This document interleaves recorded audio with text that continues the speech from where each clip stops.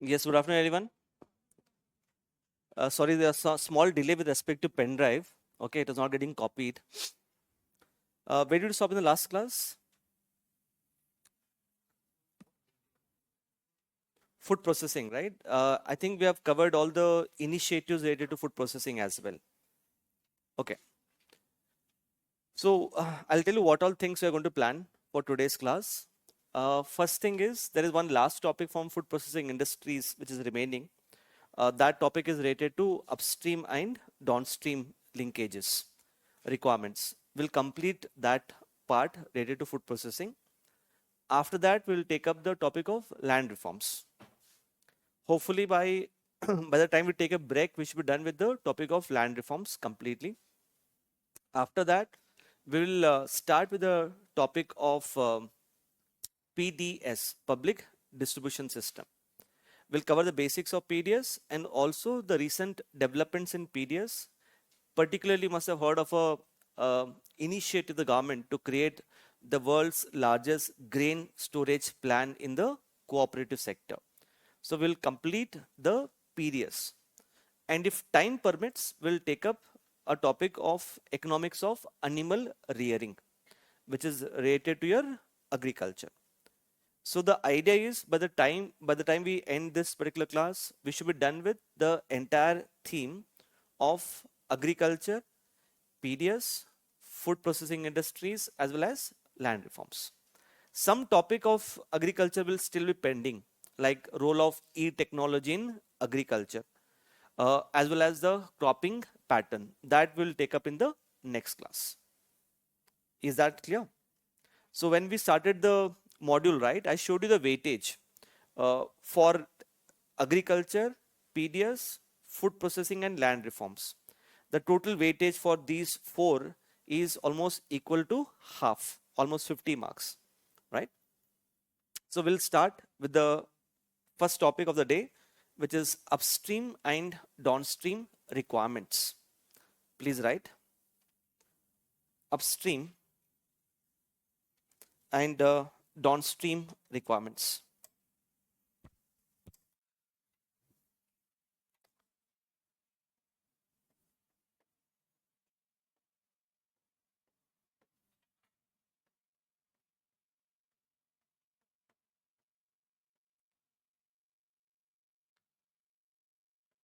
Okay. Now, before understanding what is upstream and downstream requirement for the food processing industries, we will first decode the meaning of the term upstream and the meaning of the term downstream. Have you heard of the word backward linkage? Anyone? What is backward linkage? With what? With what? Yeah, when I say backward linkage means the industry is getting all the necessary raw materials. That is what is backward linkage. It will process the raw material into finished products. Once it produces a finished product, that finished product, it has to ensure that it reaches the end consumer. What will that linkage be called as? Forward linkage. Backward is raw material side, forward is the finished products. I hope this is clear to everyone. You must understand, if you know what is backward and forward, the upstream and downstream are the synonymous terms respectively. When I say backward ka matlab, in this particular case, backward also means what? Upstream. Forward linkage also means downstream. If you know that much, that is more than sufficient. The meaning of the term. Did you get the meaning? We'll extend this to the food processing industries later. So, right, upstream activities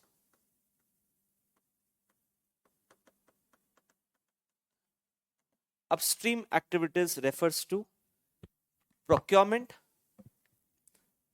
Upstream activities refers to procurement, storage, and transportation. It refers to procurement, storage, and transportation of the raw materials, upstream.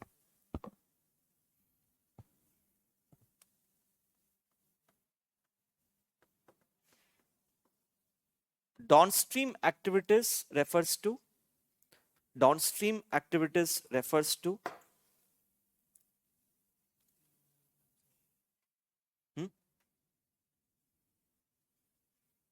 Copy हो गया वो कौन सा है एक second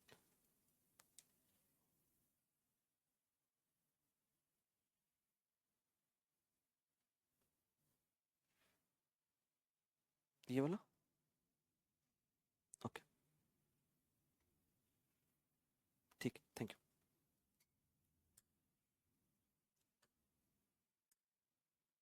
okay downstream activities refers to marketing sale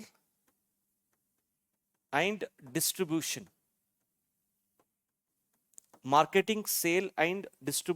of the finished products.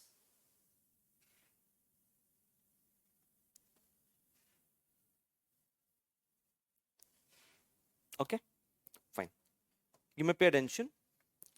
Let's say we are discussing it from the perspective of a farmer. Let's say from a perspective of a farmer, the farmer might be involved in procurement of raw materials, right? So farmer may be purchasing seeds, he may be purchasing fertilizers, he may be purchasing agricultural machineries, or he may take loans from the banks. All these activities which the farmer is doing, from the perspective of farmer, we can call these activities as the activities related to backward linkages, or we can call them as upstream activities. The farmer will use all these inputs and he will come out with a agricultural produce. That agriculture produce, yes, where will he sell? Marketing कहाँ पे करेगा? He has different options, ना? One is APMC mandis. And when I say APMC mandis, can I also say it will include even the private mandis also? What is another option for the farmer? He can also sell it through an online platform. What is that online platform? Something like eNAM, or we also have private trading platforms. Any specific example? ITC's का eChaupal, private trading platforms. Or the farmer can even sell it directly to a consumer. Remember, we called that there are separate markets called as farmer consumer markets. The farmer, if he wants, he can sell it directly even to a food processing industry, provided what we called this as, provided the farmer has entered into what? Contract farming. Provided there is a contract farming. If there is a contract farming, then he can sell it directly to food processing industry. This activity where the farmer is involved in sale of agricultural produce, this activity from the perspective of farmer, we will call it as the forward linkage or we will call this as the downstream activities.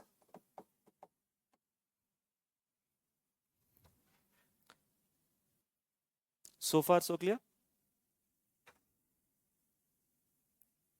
Okay. But which is the topic which we are covering? We are not covering the topic of farmer. What are we covering? We are covering the topic of food processing industries, which means our focus is not on this farmer, rather, our focus is on the food processing industry. So, if I say from the perspective of food processing industry, the upstream requirement, क्या होगा इसका? Upstream requirement we covered. It is procurement, storage and transportation. How is food processing industry procuring the raw materials from the farmer? There is some infrastructure which it is setting up. What is that infrastructure? We covered the supply chain management of food processing industries. There's procurement, then there is transportation, storage. What is that place where they are procuring all of that? Huh? Clusters. They are also called as collection centers, right? So food processing industries will have collection centers. In some cases, some food processing industries are also involved in primary processing at the collection center itself. Primary processing, we discussed in the last class, it refers to cleaning, sorting, and grading. It's a rudimentary form of processing. After that, they also have cold storage facilities, and once they are transporting the agriculture produce from the farm to the food processing industries, we covered that they transfer by using a special type of vans called as reefer vans. So they will use all these inputs, and then using all these inputs, they'll process the food. Once they process the food, उसके बाद क्या क्या होता है? What all activities do they undertake? Processing is done. Second, processing is already done. After processing, can I say the first important thing which is needed is they need what? Certification. They need certification from Food Safety and Standards Authority of India. They need that certification. After that certification, what they will also do is they will be involved in branding of the products. Example, some entities will be involved in what? Private labeling. Further, they will also be involved in marketing and advertisement of their products.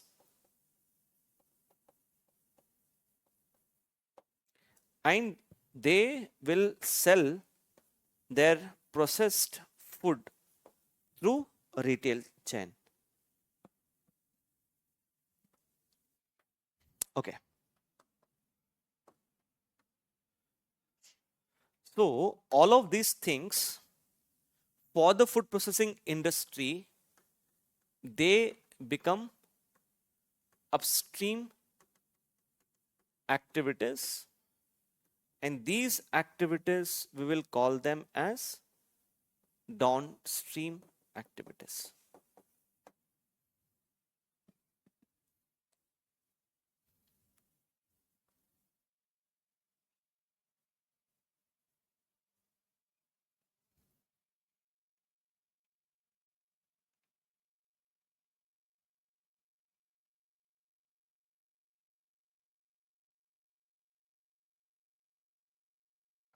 Is it clear, everyone? Okay, just pay attention now.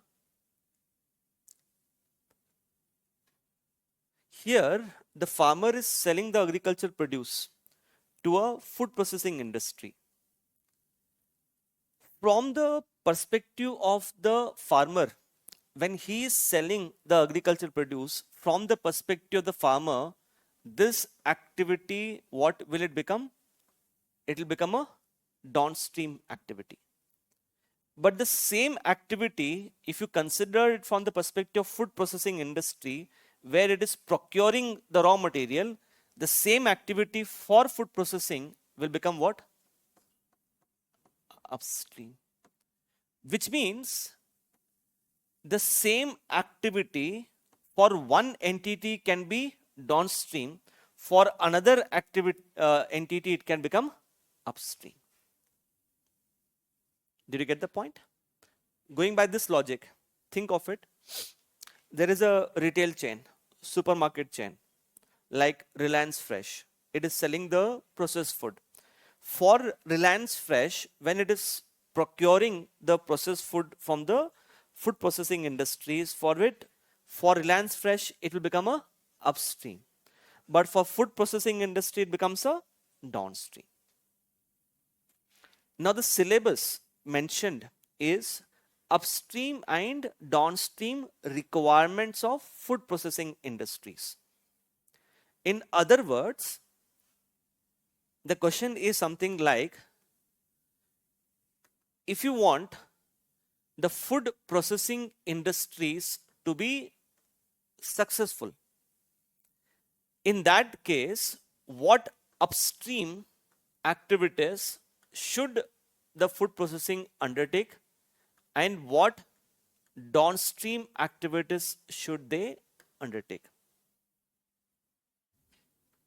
You have 1 minute. It's like summary of our entire discussion on food processing industries. Tell me 5 to 6 points under what they should do or what factors should be conducive in the upstream stages and what factors should be there in the downstream stages. Okay, so right, upstream requirements के अंदर, let's see how many points you are able to generate. Write it in rough, do not write it in your main copy.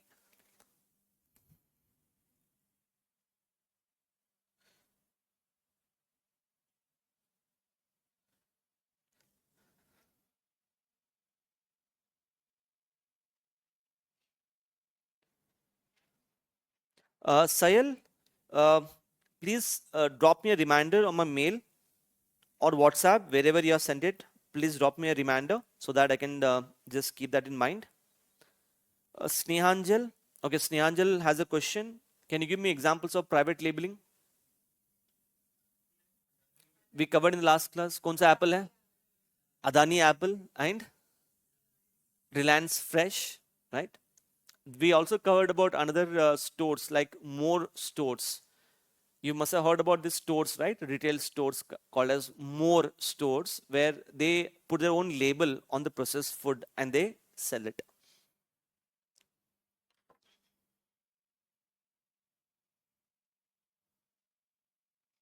Is that clear, Snehajal?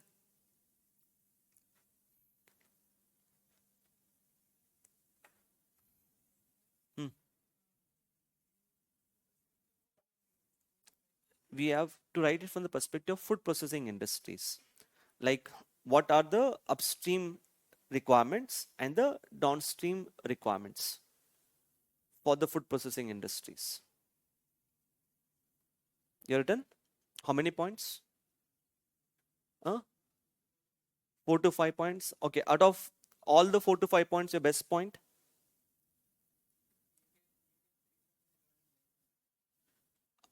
He has a very good point. He says, for these activities to undertake, he says one of the most important requirement is the APMC regime should be very liberal. In the last class, when we were covering the challenges of agriculture marketing, we discussed that in most of the states, the food processing industries do not have the freedom to procure the agriculture produce directly from the farmers. they have to procure it from the middlemen and the traders. Good point. Yes. Janvi? Huh? She has another point. She says that there has to be a contract farming. Any other point? Efficient transportation network. Huh? Huh? He has a good point. He says that the agricultural produce that the food processing industries have access to, that should be of processable variety. We covered in the last class that even though India is the second largest producer of fruits and vegetables, only few fruits and vegetables in India are processable. Like we discussed, there are some fruits and vegetables that are not processable. Example of one is Alfonso mango, then Nagpur orange. Then we also discuss about the potatoes not being processable. Good. I'll simply tell you a trick. You don't have to think so much. There's a trick. The trick is very simple. In the last class, we covered the challenges of food processing industries. Just look at the challenges that you have written, everyone. Challenges of food processing industries. We have the notes on that. Okay. I think all the challenges we have divided into different stages, right? I think the challenges we divided into farm level challenges, then challenges with respect to the procurement, challenges with respect to storage, transportation. Then we also discuss the challenges from the perspective of marketing, branding, and the consumer. यहाँ पे when you write all of these things, right, just ignore the challenges related to processing, because processing cannot be put it explicitly either under upstream or downstream. But all the challenges that you have written with respect to procurement, can you reverse those challenges to say that these are the upstream requirement? है ना? There, I think we have mentioned about 3 problems: APMC, Essential Commodities Act, as well as the contract farming law. So that we can reverse it and say that this should be there. Same way, when it comes about storage and transportation, what do you write there as challenges as? Lack of cold storage facilities. So we need to have more of cold storage facilities. We need to have more collection centers. Oh? We must reduce the post-harvest losses, which is almost around 90,000 crores. समझ में आया सबको? So one good thing about food processing industries is if you have read one particular aspect, that one aspect can be utilized in the other topics as well. And I have told you that for food processing industries, just one thing is important: the framework, supply chain management. Supply chain management, we discuss procurement, storage, transportation, processing, marketing, and finally the consumer. Please write upstream requirement. Upstream requirement. Number 1, crop diversification. Crop diversification at the farm level. Second,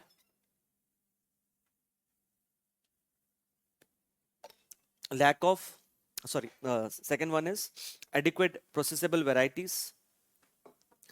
Adequate processable varieties.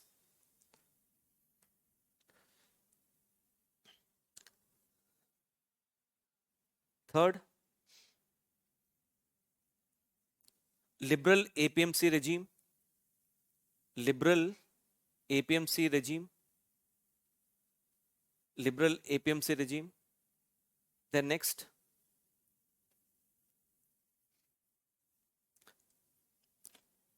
contract farming law. Contract farming law. Then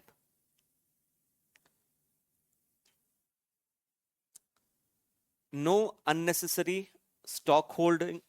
No unnecessary stockholding restrictions. no unnecessary stockholding restrictions under Essential Commodities Act.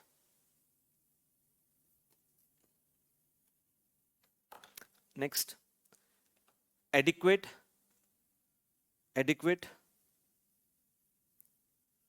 post-harvest infrastructure, adequate post-harvest infrastructure, adequate post-harvest infrastructure in terms of collection centers,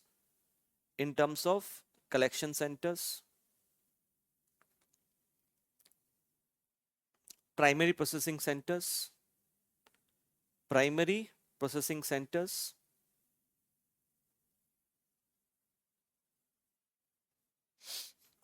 vans, etc. Next is downstream requirements. Downstream requirement number 1, inverse fork to farm strategy. Inverse fork to farm strategy.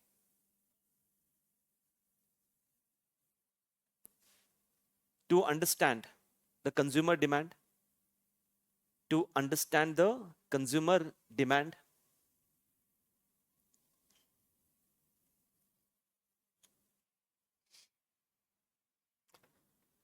development of organized retail,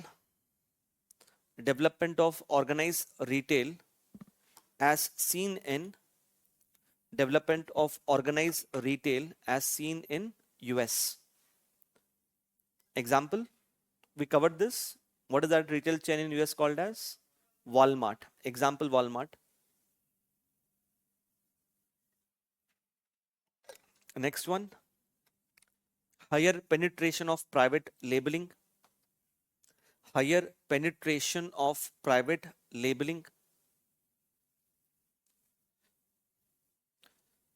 Next, adequate focus on marketing and branding.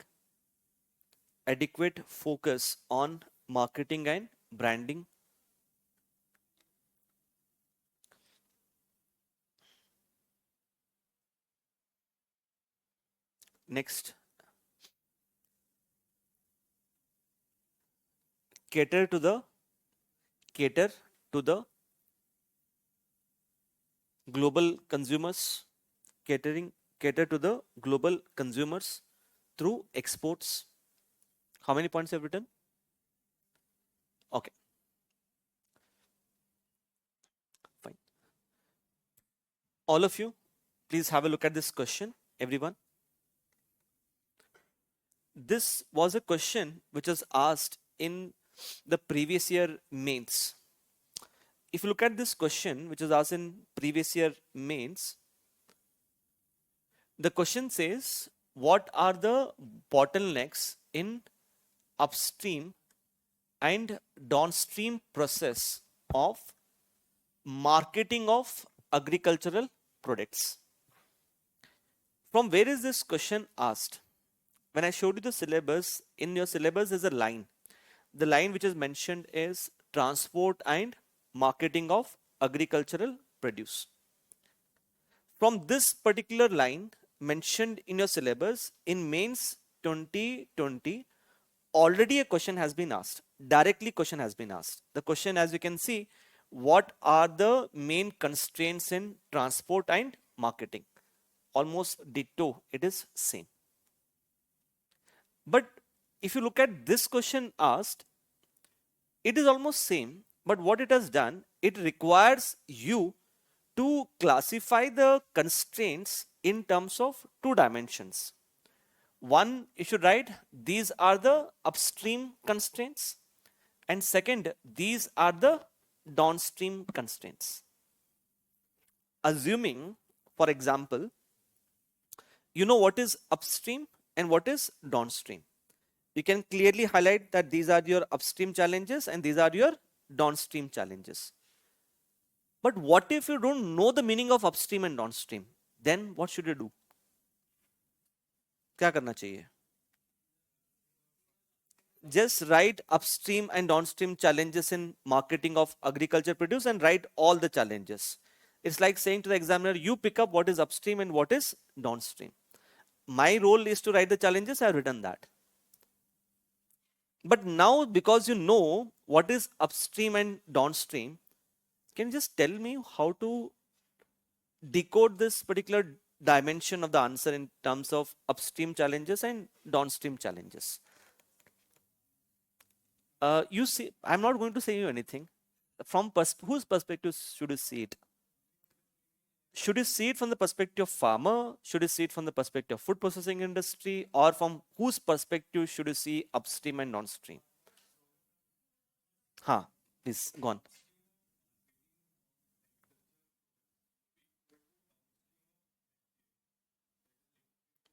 Okay. But where is FPI mentioned here? Is it mentioned anywhere ki food processing industries? Did you get my question? Where is farmer mentioned? You said farmer, right? कहाँ mentioned है farmer? कहीं पे mentioned है? किसको? Whom? But I just want to get one thing right.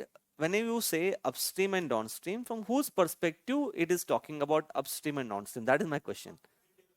Yes, from the perspective of market.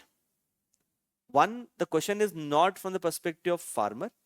The question is not from the perspective of food processing. The question is from the perspective of a market. When I say agriculture market, in India, when I say agriculture market, what is that market? Predominantly, that market is APMC mandis.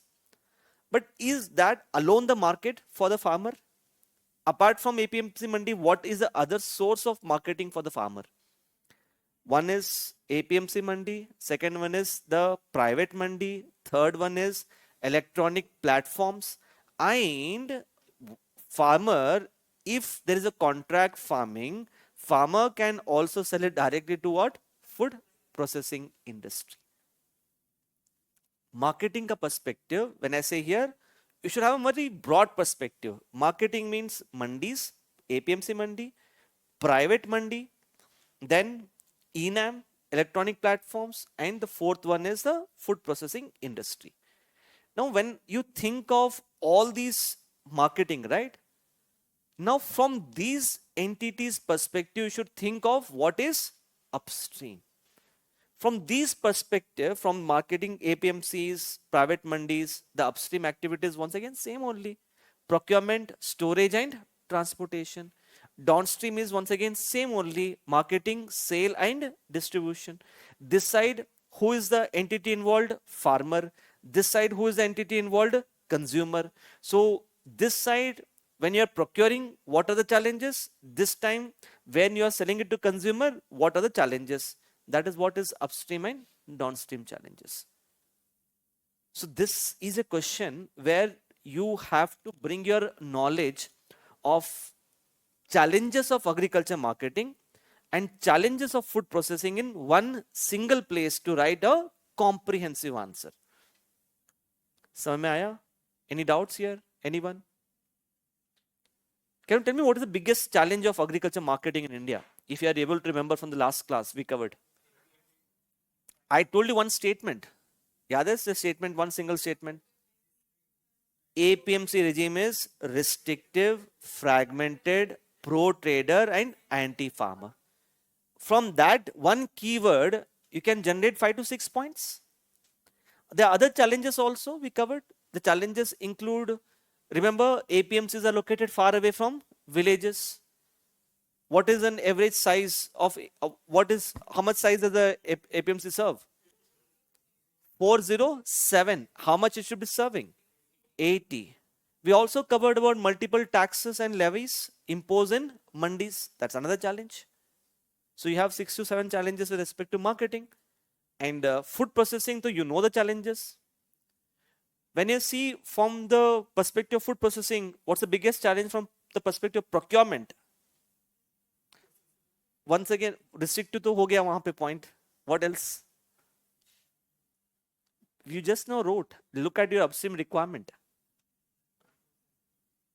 lack of post-harvest infrastructure. We can also add to this Essential Commodities Act. We can also say about lack of framework for contract farming. Is that clear? Okay, just pay attention now. What I've done,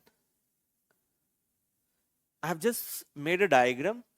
In this diagram, I have listed all the upstream challenges and the downstream challenges in one place. You may have a look. Take your time.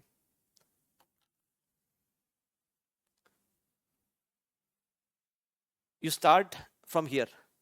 When I say market means APMCs, private mandis, exporters and processors. That is downstream and this is upstream.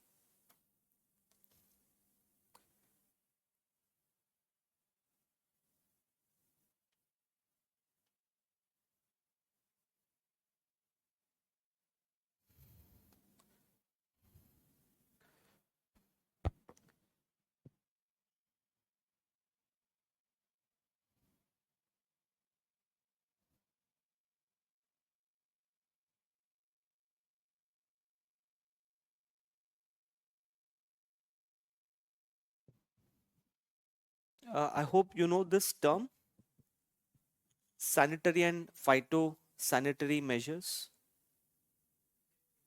Huh? Safety. It's a part of WTO when other countries may ban the import of processed foods from India on the grounds that the processed food are not suitable for human beings. Like in the past, European Union had banned the import of Dabur honey on the grounds that Dabur honey had more content of certain chemicals which was beyond a particular permissible limit. Clear? Spices were MDH masala was in use. That is only sanitary and phytosanitary measures. No? Milk is there and quite surprisingly European Union had banned the import of rice from India, and the reason which European Union had given to India was they said you are exporting genetically modified rice. This was an argument put forward by India. In India, you must understand genetically modified crops are very sensitive. Like there's a debate as to whether we should grow the BT brinjal or not. And that debate is going since more than a decade. And this country was accusing India that we are exporting genetically modified rice. Do you think India can ever grow genetically modified rice, considering that rice is our staple diet? So this country was accusing India of growing genetically modified rice. So that is what is called as sanitary and phytosanitary measures. यहाँ तक clear है? Okay. Now, going back to the question, what do you think should be the introduction to this question quickly?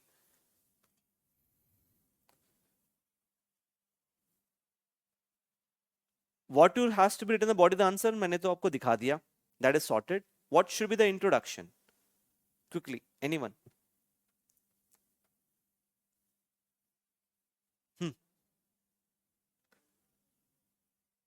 I don't think so. That can be a good introduction here. Come again? She has a good point. She says because she knows what is upstream and downstream, we can start off with what is an upstream and downstream. That's a very good point because the word upstream and downstream is technical in nature. So define what is technical. Good. But if a student does not remember or does not know the word upstream and downstream, then for such a student, what should be the introduction? Present status of agriculture marketing. We can start with present status or what he says. Remember, just go back to your notes on agriculture marketing. When I started my agriculture marketing, what was the first line which I dictated to you guys? When I dictate something in the class, it has a meaning. When I dictate something in the class, it says the way I dictate in the class, that is how your answer structure should also look like. When we started agriculture marketing, what's the first line? The agriculture marketing refers to the movement of agricultural commodities from the farmer to the end consumer. In the bracket, what did you write this as? Farm to fork. You define the scope of agriculture marketing. That could be a best way to start the introduction. So you can see here, agriculture marketing refers to movement of agricultural produce from the farm to the consumer. A well-developed agriculture market can streamline the supply chain, eliminate intermediaries, reduce post-harvest losses, and double the farmer's income. What is the scope and its significance? Scope and significance, I have put it in one single line. And I have made a diagram here. Through this diagram, I'm just explaining what is upstream activity and what is downstream activity. Alternatively, what you can do, instead of writing the scope, you can write the meaning of upstream and downstream. So here, upstream bottlenecks and the downstream bottlenecks. And like I keep saying, whenever you write about the challenges, in the conclusion, you should conclude with the strategies. This is what is the strategies that we have covered already.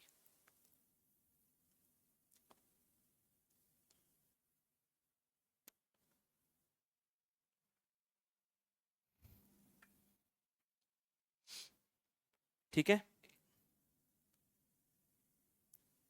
Any doubts? I'll show you a question asked in this year mains 2025.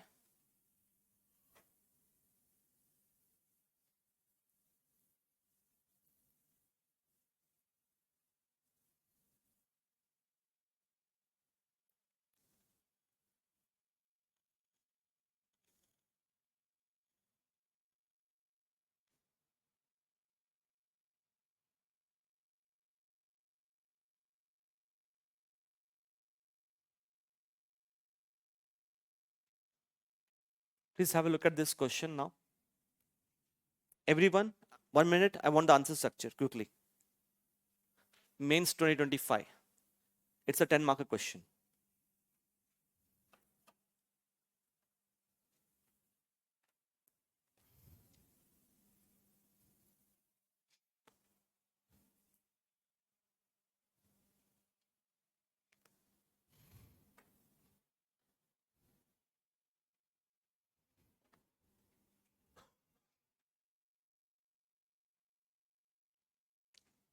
You're okay? Not feeling well? Okay.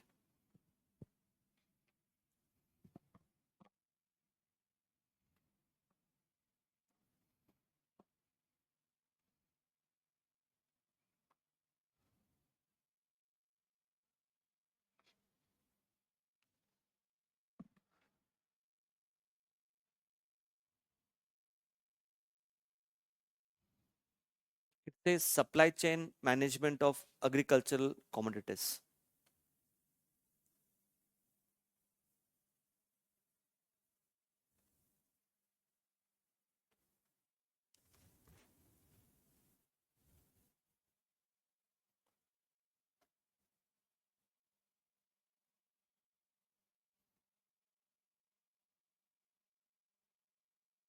Online students, please let me know the answer structure.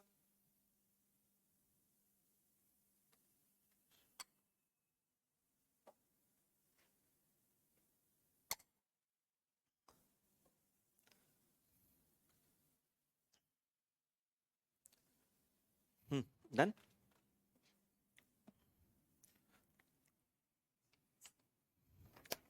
Ah, good.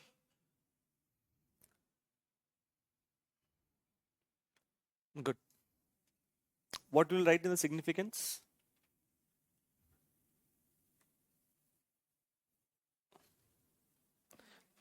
Okay, quickly, everyone. When I say scope of supply chain management, what is the scope here? What does it include? Scope. Huh? It is not asking about scope of food processing industries. It is asking you the scope of supply chain management of agriculture commodities. So what is the meaning of scope यहाँ पे? Huh? It's not. How is that different from significance then? Okay, when I say here the word scope, do not interpret the word scope of supply chain management as scope of food processing industries. Scope of food processing industries there meant how will food processing industries grow in future? Demand side drivers and supply side drivers. Here, when they ask you what is the scope of supply chain management, it is asking you what does it include basically, the list of activities. That are two different things. So what does it include basically supply chain management? The entire supply chain management we covered, na? That is supply chain management. After that, the second part of the question is significance of supply chain management. Can I say the significance of supply chain management is simply the significance of food processing industries plus the significance of agricultural marketing.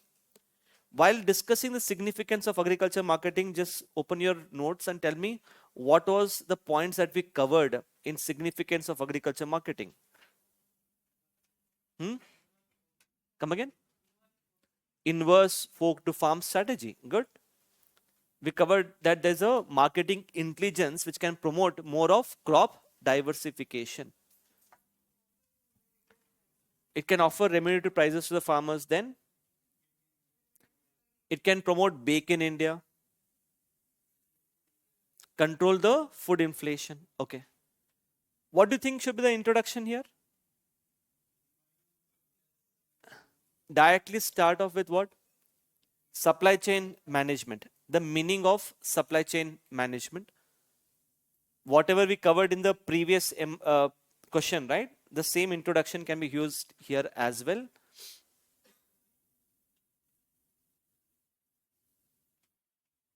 Please have a look.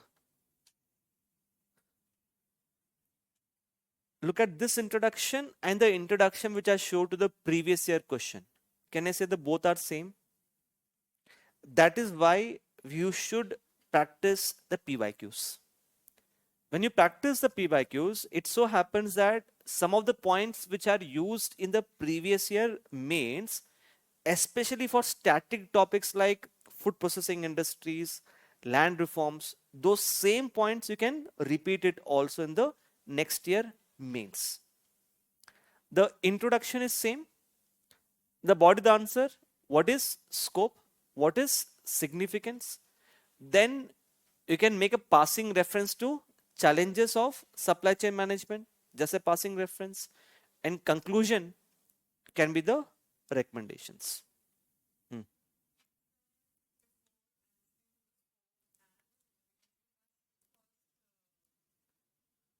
Define.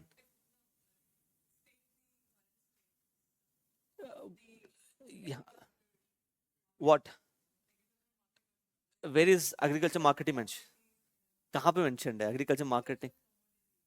Uh, Here, what is the theme of the question? The theme of the question is not about agriculture marketing. The theme of the question is about supply chain management. So when agriculture commodities, but you cannot just mention about APMC mandis, na? Go on, go on, go on.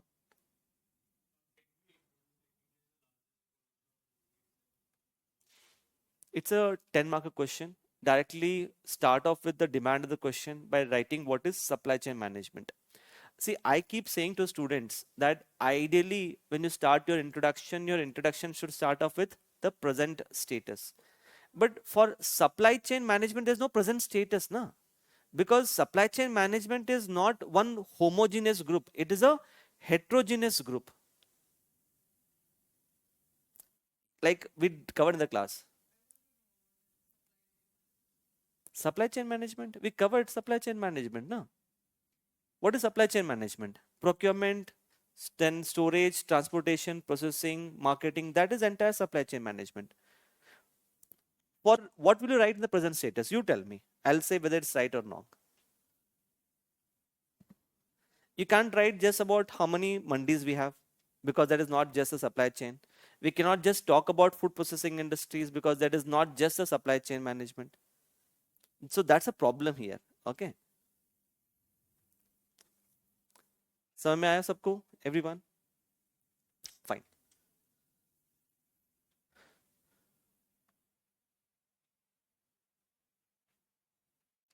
Write the next topic under the food processing only. Under the food processing, very small topic. Micro food enterprises. Micro food enterprises and micro food enterprises and Prime Minister and Prime Minister formalization and Prime Minister formalization of micro food enterprises. Prime Minister formalization of micro food enterprises.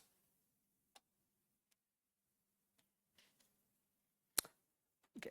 So far, a question has not been asked on micro food enterprises, but if at all a question is asked on micro food enterprises, you should be able to answer that particular question. So write the present status. Present status, there are around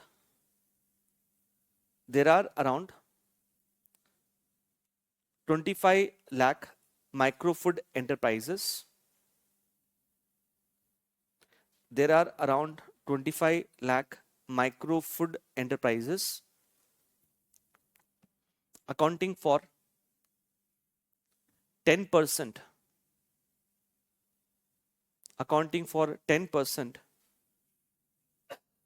of the production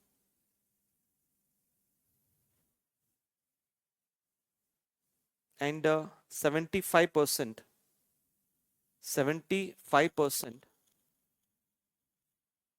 of the total employment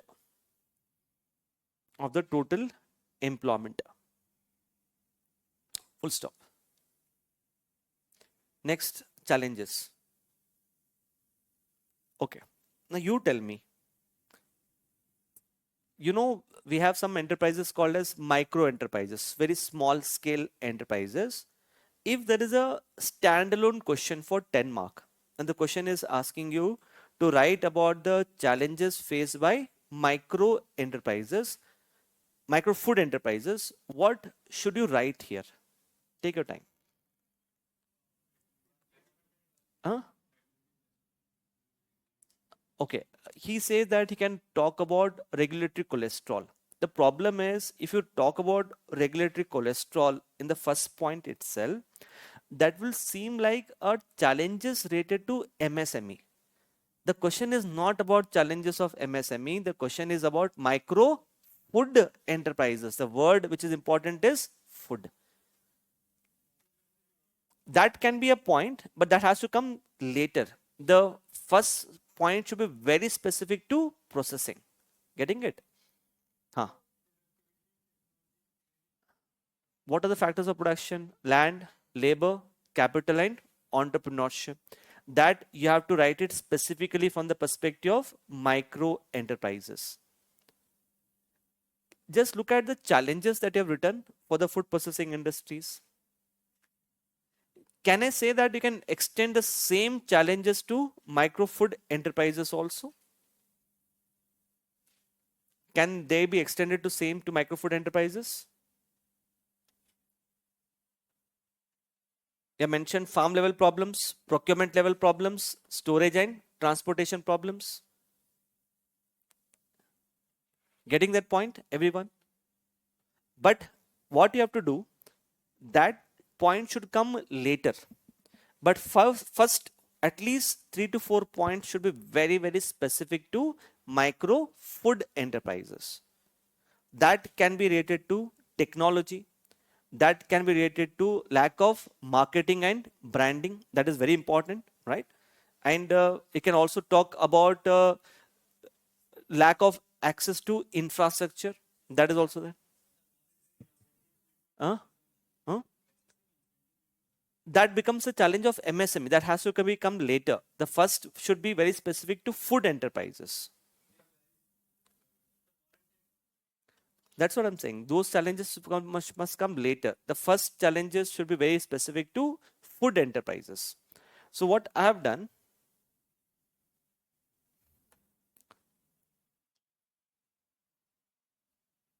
please have a look at this.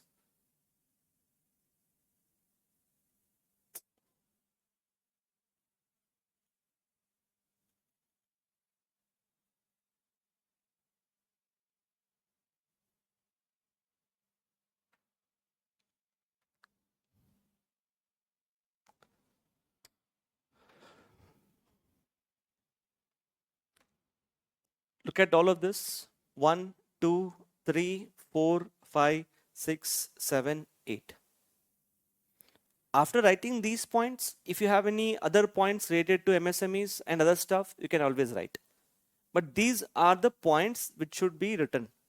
Lack of access to credit, low investment in plant and machinery, lack of access to infrastructure, post-harvest infrastructure like cleaning, sorting, grading, warehousing, lack of skilled human resources, lack of awareness about the food quality standards. I hope they are self-explanatory. Like you said about draftism, that's a good point. But that point should come after writing point like competition from big players. Like small enterprises, they cannot compete their products with the MNCs, multinational companies. Remember in the last class I told you about the potato chips. Invariably, most of us have a tendency to purchase only the Lay's chips. Even though the unbranded potato chips may be much more tastier as compared to Lay's chips. So these points should be written. Look at this point also. Higher cost of procurement in comparison to corporates. Why? Corporates, when they procure agricultural commodities, they procure agricultural commodities in bulk. Because they procure in bulk, they can procure at a lower price. Small enterprises, their procurement quantity itself is very limited. Because they are procuring limited quantities, they have to procure it at a higher price. So these are the specific challenges which they face. समझ में आया? Now please pay attention. Look at the name of the scheme. Everything is there. यहाँ पे just pay attention. Look at the scheme that you have written. Prime Minister Formalization of Micro Enterprises. What is this scheme? Let's try to understand. Under this scheme, the government has adopted an approach which is called as one district, one product. You must have heard of this one district, one product scheme. Let's say every district of India is very famous for one specific processed food. Example being, let's say Agra. Agra is very famous for Agra Petha. Now problem in Agra could be a large number of informal enterprises may be producing Petha. When they are producing Agra Petha, all these informal enterprises, can I say they are facing these problems? So what is the government doing? Government is saying all those informal enterprises in Agra who are producing Agra Petha, to those enterprises, government will provide for financial support. Financial support means it will give them money. Second, it will provide technological support so that they can use a advanced technology. And third and very critical is a marketing support. 3 types of supports are given: financial, technological, and marketing. All the micro enterprises within Agra who are producing this specific product, they can avail the benefits. But look at the name of the scheme जो आपने लिखा है, formalization of micro enterprises. Why are we calling it as formalization? Government says if you take our benefits, in return you have to give us something in return. What is that? You have to register yourself with us. So look at the last point, transition into formal enterprises. So you can see Objective, provide financial, technical and business support. One district, one product approach. Credit subsidy will be given to micro enterprises, not really important for mains. Some kind of financial support is given. Will provide for marketing and branding by developing a common brand. Common brand means for entire Agra, one common brand will be built, like Agra Petha. And all those things will have a tie-up with a retail chain. Retail chain, let's say you have Haldiram ka retail chain hai. So through those Haldiram retail chains, we will sell Agra Petha, which will give more marketing support to smaller enterprises which so far were not having access to a branding and marketing. Hope it's clear. Pretty simple. Take your time. If you have any doubts, feel free to ask. See, whatever I would have written and explained to you, I've already written it so that we can cover more topics. But hope this is okay with everyone. या लिख के समझाना है? This works? Okay. हाँ.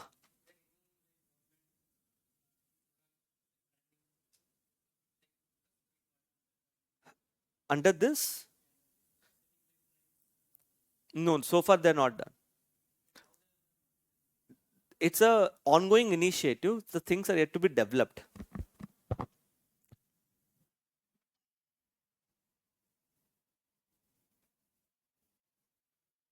समझ में आया? Everyone? Okay. So I'll just show you the list of topics that we have covered under food processing.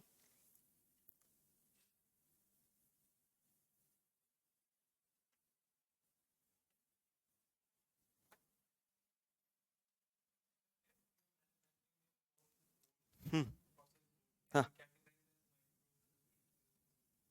It depends upon the scale, not necessarily. Depends upon the scale of manufacturing. Some FPOs are actually much bigger. If they are of smaller size FPO, then they can be called as micro enterprises. Please have a look at all these questions that are asked in previous year mains. Now, are you confident that you'll be able to write answer to every question?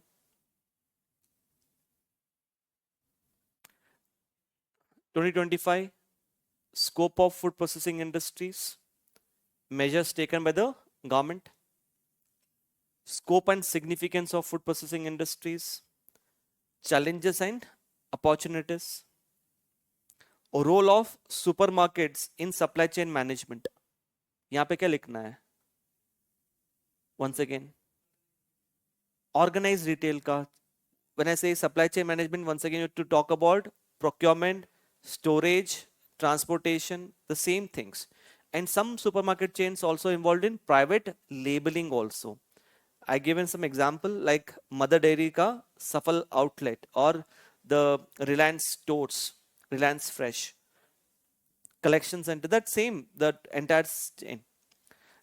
Can you see this question and question asked in mains 2025 are almost same, but here you have to discuss specifically from the perspective of supermarket chains. That was more broad-based question with respect to supply chain management.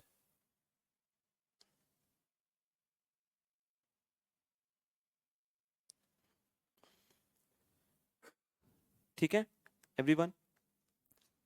Similarly, if I show you the 380 questions related to marketing,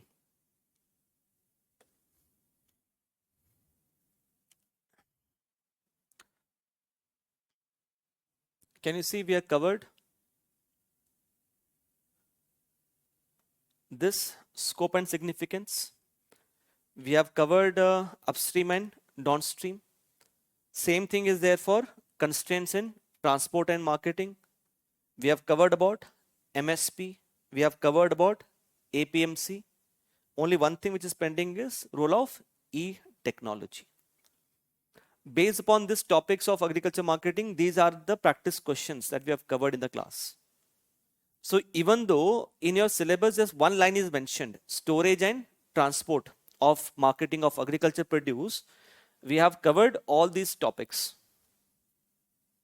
One digital agriculture mission is pending. I'll cover that later.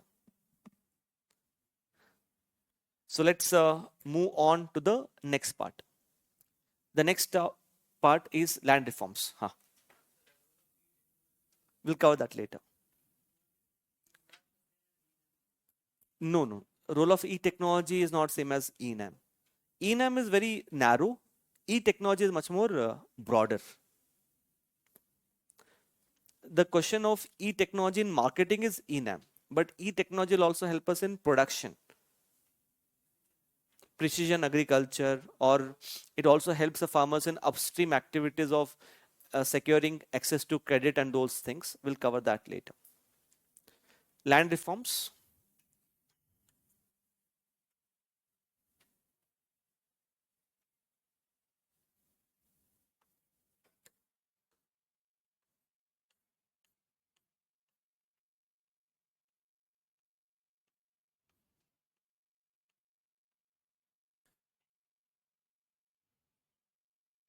Okay. Once again, if you look at this topic of land reforms, in the syllabus, one word is mentioned, land reforms. That's it. But from this topic of land reforms, just have a look at all the PYQs.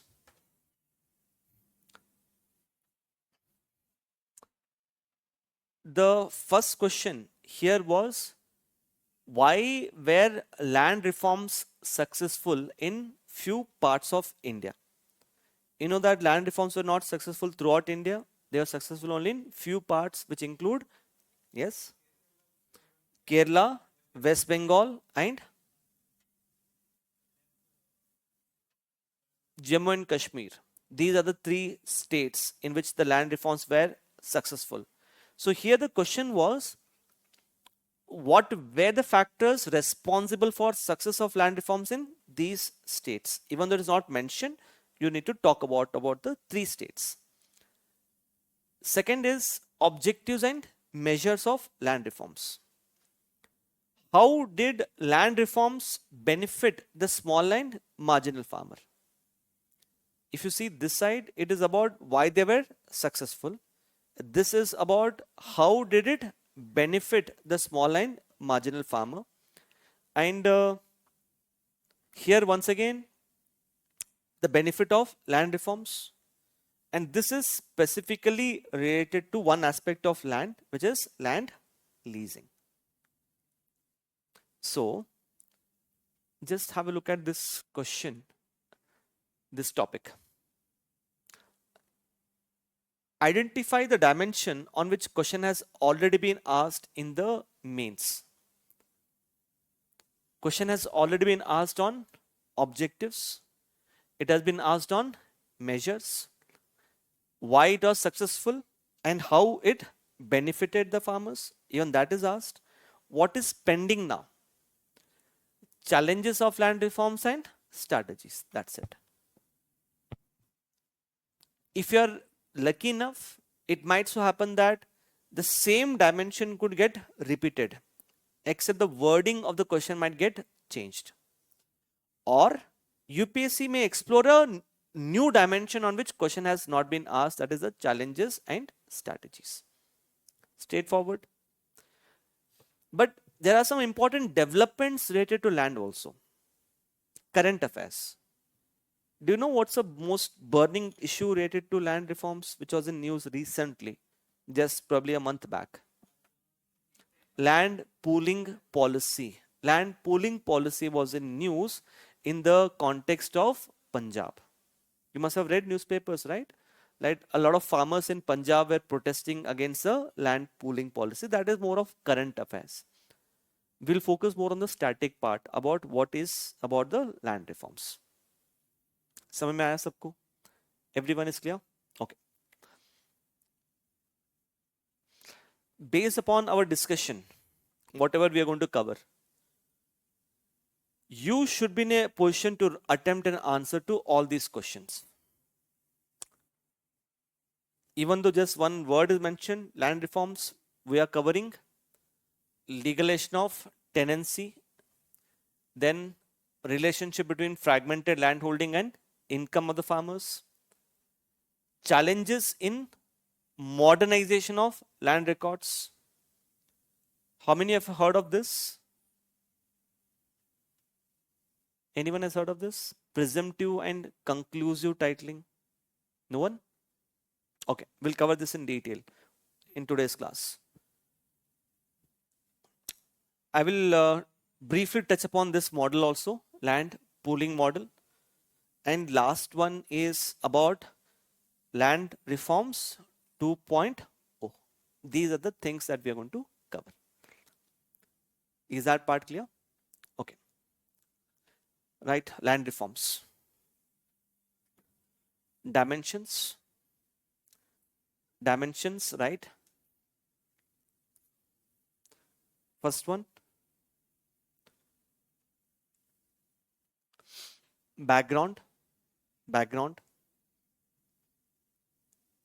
Second, objectives.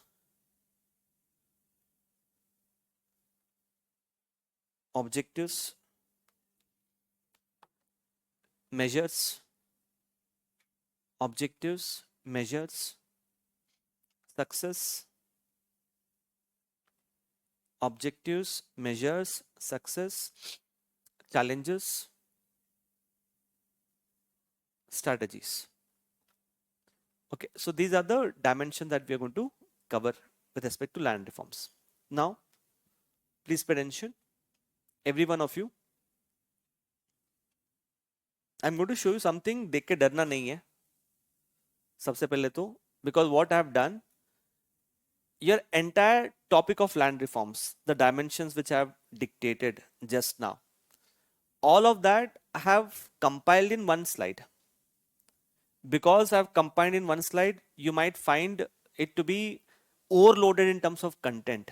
But my idea was to ensure that everything is at one particular place. So this is about the land reforms. Look at the dimensions which are dictated: background, objectives, measures, challenges, success, and the strategies. So if you are able to mug up this one single slide on land reforms, you will be done with the topic of land reforms. In fact, I will prove to you that if you have this particular slide or this particular topic in your mind, you can answer most of the PYQs which I had shown it to you. But let's start with the first one, which is the background. So unlike the previous topics where I wrote and explained to you, right? Here I've already written it down so that I can cover this topic faster. Wherever explanation is needed, I'll focus more upon the explanation. Do not worry, I'm not going to compromise on the explanation part. I'll start off with the background. And please focus here, because whatever I'm writing, it's already there.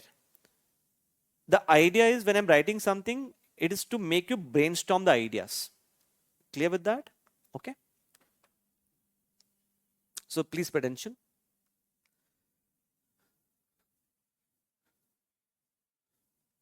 So with respect to land reforms,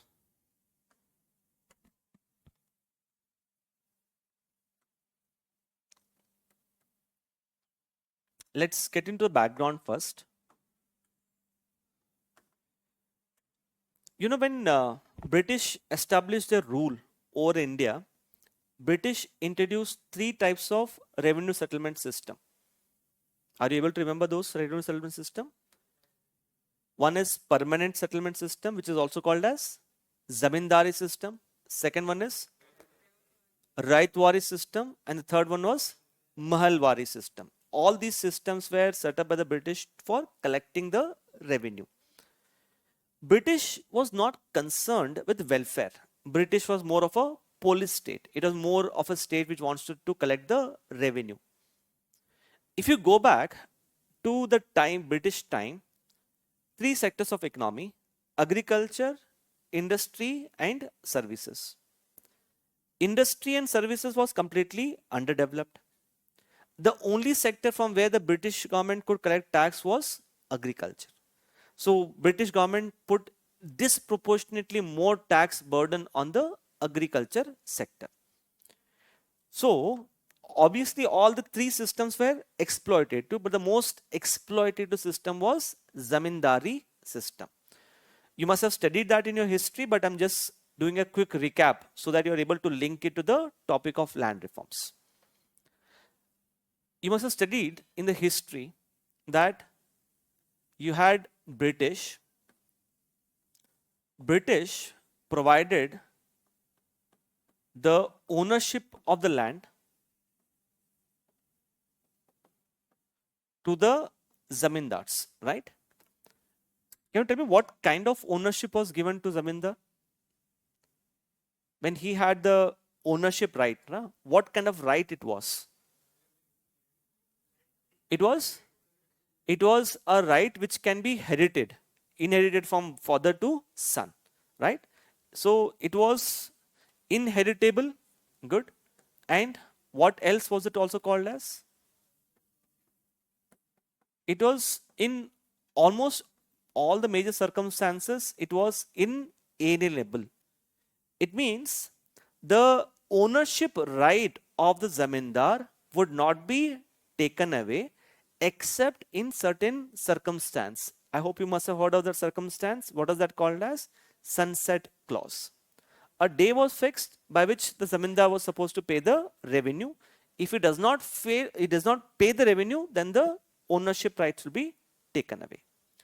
This zamindar, what he used to do, he then used to lease the agricultural field to the farmers. These farmers were not the owners of the land. What were these farmers called as? They were called as the tenant farmers. And how much revenue the zamindar should pay to British, this you must have heard, this was fixed. But how much revenue the tenant farmer should pay to zamindar, this was not fixed. Clear with that? Why did British go for such an arrangement? Yes. Why did they go for such an arrangement? Is there any economic reason for it? You have read it from the perspective of polity, but I want an economic perspective. One, lightly he says, to ensure that they get a steady source of income. Good. Here, British government said to zamindar, I'm least bothered what happens to production. Whether production increases or decreases, I want my share of revenue. So for the British government, it's a steady source of income. Second, if British government had to appoint someone to collect the tax, what would have happened to the administrative burden? Administrative burden ज़्यादा होता. It had to pay more salaries to the lower level bureaucracy.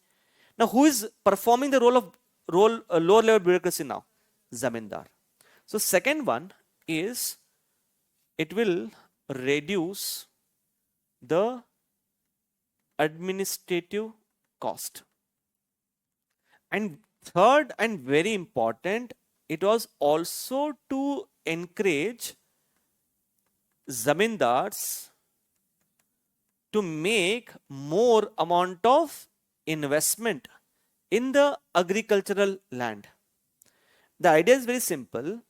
If they make more investment in agricultural land, tab kya hoga? Production will increase.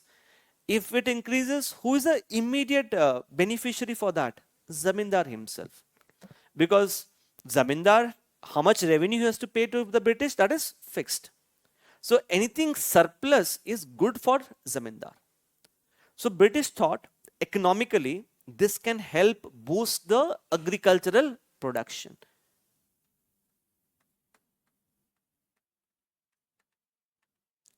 But do not worry, UPSC is not going to ask you these things. ये बस आपके understanding के लिए है. You know, there's a political aspect also to this. Political angle to this was British wanted to create a class of Indian society which will always remain loyal to the British crown. Who remain loyal? Zamindar. If you read the freedom struggle in India, Swadeshi movement, non-cooperation movement, civil disobedience movement, quit India movement, in none of these movements the Zamindars participated because Zamindars wanted that the British government should continue to rule in India. And in your history, you have studied about peasant movements, no? In that peasant movement, if you read carefully, most of the peasant movements were not targeted towards British. Most of the they were targeted against their immediate oppressors. Immediate oppressors कौन था? Zamindar. Take your time. Tell me from your what you studied in your history, quick brainstorming. What do you think are the problems with this land revenue settlement of British? If try to think of the points. If you have 5 to 6 points, let me know.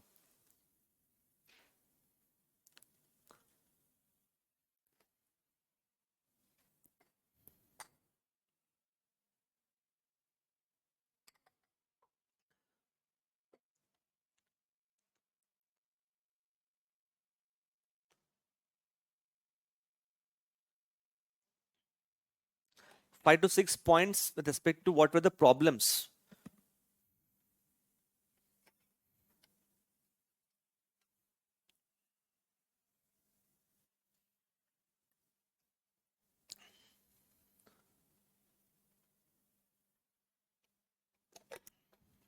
Huh. How many you have written? 4. Okay. Others, I'll start with you only. Others.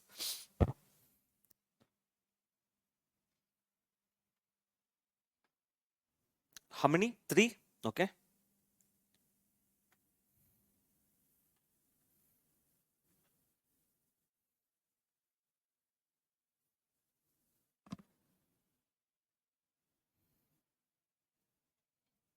Hmm. What happened? 4. Okay. 4. How many? 3. You have written so many points. You can raise your hand. How many points have you written? I can see 7 points there. Acha. Huh. What about you? 3. Okay. I will start with you. You say your best point among those 4 points. Zamindars were not reinvesting the profits back into their agricultural field. Good.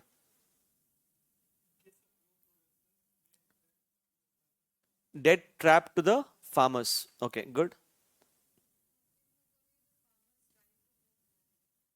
Farmers did not have the ownership of the land. The land was owned by the zamindar. So which means, can I start with the first problem, that it actually led to a problem of concentration of the wealth. Next. Okay, next. They focus more on cultivation of cash crops. Good. Then look at this. Zamindars were leasing the land to the farmers. यहाँ पे हाँ, this is the word which I'm looking for. It was considered to be more exploitative. This is the second most important point. It was very exploitative. Why was it exploitative? Because number one, they used to extract high amount of rent.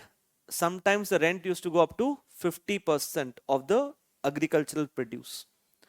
And if they were not paying the rent on time, it used to lead to a problem of what is called as the forced eviction. Similarly, there was lack of security of tenure. What is the meaning of lack of security of tenure?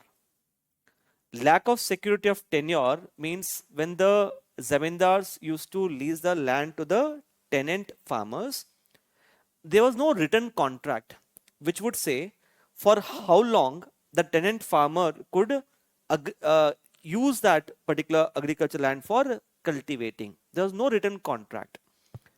If there's no written contract, you know, the tenant farmer will not have any kind of incentive to undertake investment in the leased land. Why? Why there's no incentive? Because first and foremost, it does not belong to him. And second, the farmer is not sure as to for how long he will be cultivating that particular agricultural field. It might so happen that he makes investment in that agricultural field. Zamindar sees, अच्छा, इसने बहुत सारा पैसा खर्च किया है. Now this is the time he can ask this farmer to evict and take over that particular agricultural land. Getting that point? So who ultimately zamindar was not investing? Who was also not investing? The tenant farmer was also not investing. So lack of security of tenure. There was lack of investment. Not just that, you must have heard about a phenomena called as absentee landlordism. What is it? Absentee landlordism? A rise of intermediaries between the zamindars and the farmers. Actually, zamindars should collect the rent from the farmers. Na? Now, what zamindars used to do, they migrated to urban areas. After migrating to urban areas, these zamindars then appointed the intermediaries to collect the rent from the farmers. They collected some amount of rent from the farmers. They kept some amount of profit with themselves and paid the remaining amount to the zamindar. Whatever was the nature of relationship between the British and zamindar, the same kind of relationship emerged between zamindar and whom? Intermediaries. You must be knowing, like in old Rajendra Nagar, na, there are some people who own, let's say, 10 different houses. What is the source of income? Rental income. Now, they might find it to be too troublesome to visit each and every house and collect rent. तो वो क्या करते हैं? They actually appoint some middlemen. उनका काम ही रहता है जाके rent collect करना. That is the kind of arrangement system which had come into being that time. समझ में आया? Right? So this is what was absentee landlordism. You must have heard of Jajmani system. You must have heard of that in sociology, right? So we never had this kind of exploitative relationship between the landlord and the farmers. It was always a paternalistic relationship between the zamindar and the farmers in India before the British came. But this relationship changed into what? Very exploitative. So no one was making investment. Zamindar was not making investment. Farmer was also not making investment. Ultimately, what happened to the agricultural production in India? It fell, and it led to the problem of food insecurity. Yeah, famines, droughts, famines were mostly done because of the British policies.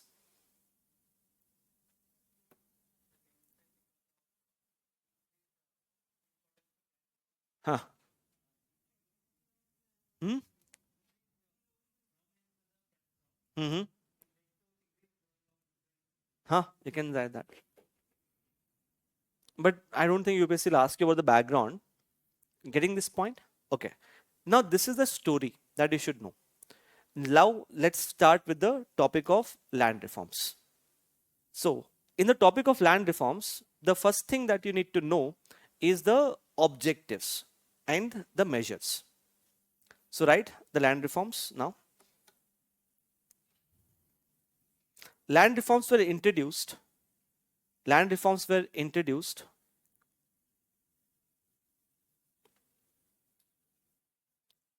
to end the exploitative, to end the exploitative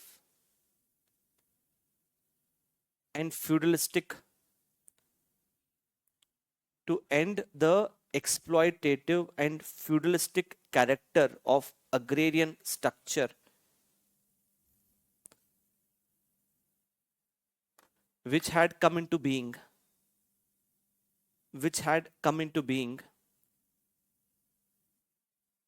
during the British era.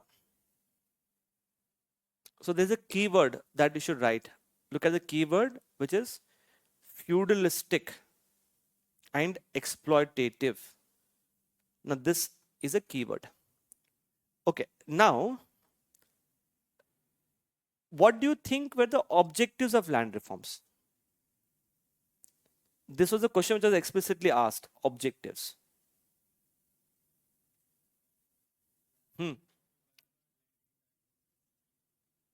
Then let's say you need to write at least 7 to 8 points.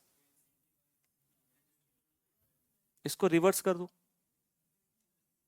इसको reverse करने से क्या होगा? Objectives. Don't you think when the government made the land reforms, the objective of the land reform was to reverse the challenges? So what will be the objectives? What's the first point which I wrote? It provided for redistribution of land in order to prevent concentration. Second was to prevent exploitation of the farmers. How do you prevent exploitation of the farmers? Lukho yahan pe, dekho yahan pe. By regulating the rent, by ensuring that there is no forced eviction, and providing for what? Security of tenure. How do you, and also encourage more investment, encourage the agricultural production, and leading to what? Food security. You just have to reverse the challenges. I'm just giving you a framework ki if you know the background, na, just from the background itself you can write the objectives. So just pay attention, everyone.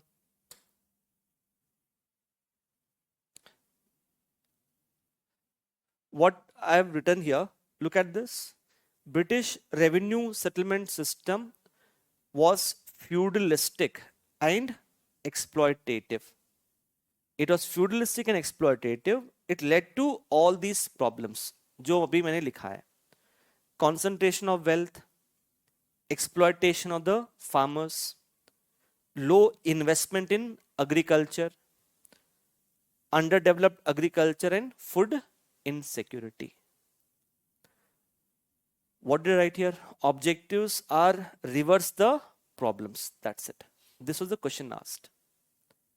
With respect to what all things did we undertake in agriculture, land reforms? Concentrate here. I hope you must have heard of what this abolition of intermediaries.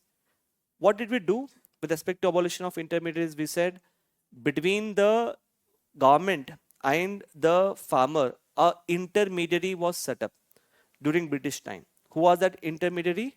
Zamindar. So we abolished the zamindari system. That's the first step. Second one was tenancy reforms. Now you can lease out the agricultural land to someone. Now the state governments are regulating the first one. They are regulating what? Rent. Second, they are providing for security of tenure. If you lease in agricultural land from someone, the state government will regulate as to how much rent you should pay and for how long you can lease in. You must have heard of that saying, no? The tiller of the land is the owner of the land. So we also granted ownership rights to the tenant farmers. This is second major. Third, what we did, we also undertook reorganization of agriculture.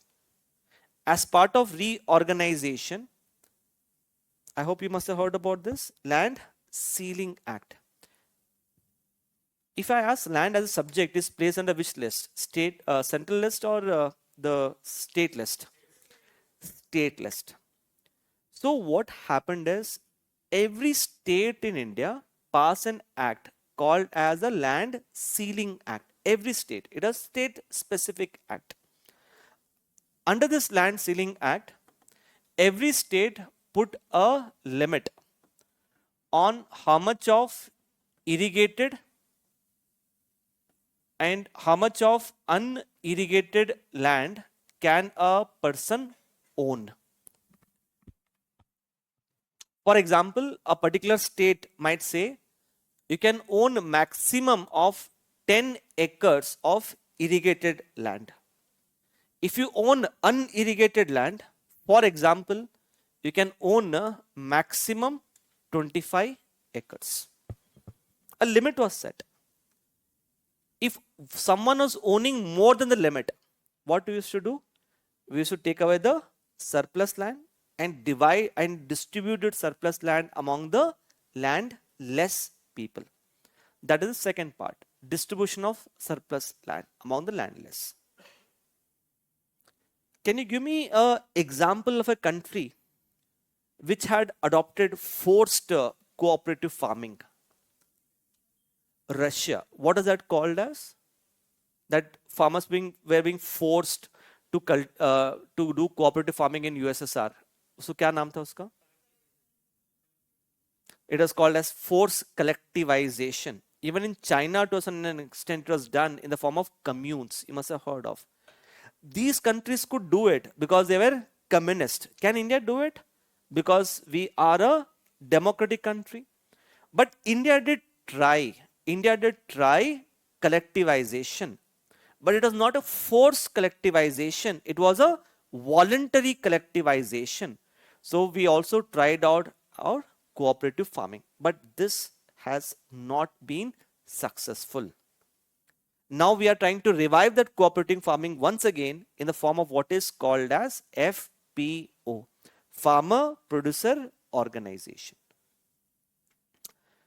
Apart from these three, which you generally come across in various sources, there is another one more component, which is modernization of land records. Just look at these components. Is there any component that you want me to explain in detail? Objectives is already asked in the previous year mains. Measures is already asked in previous year mains. Very straightforward questions were asked. I don't think there's any problem in there.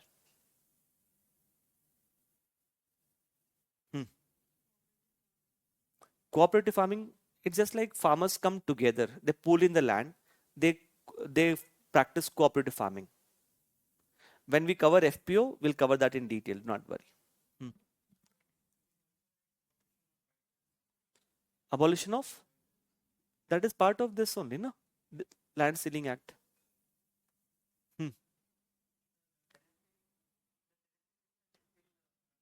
We'll come to that's the next topic. You have understood what is tenancy reforms, right? As part of tenancy reforms it is still practiced. It is legal. Yahan tak clear hai sabko? Everyone is clear? Okay. Now, this is asked. What is pending now is challenges and the strategies. That's what I'm going to cover in detail. Please pay attention. Look at the first point, which I have mentioned. The first point says that there is lack of political will due to conflict of interest. I'll tell you one interesting point. Whenever you talk about certain policies, schemes, in some of the schemes and policies, you tend to write lack of political will as a last point. But for land reforms, it's actually the first point, lack of political will. Why is that? Let's understand. Let's say this particular circle represents the landlords, zamindars of that particular time when India gained independence. And this particular circle represents the lawmakers of that particular time. That is the MLAs at the state level. I hope based upon your CSAT knowledge, आपको पता चल गया what I'm trying to infer.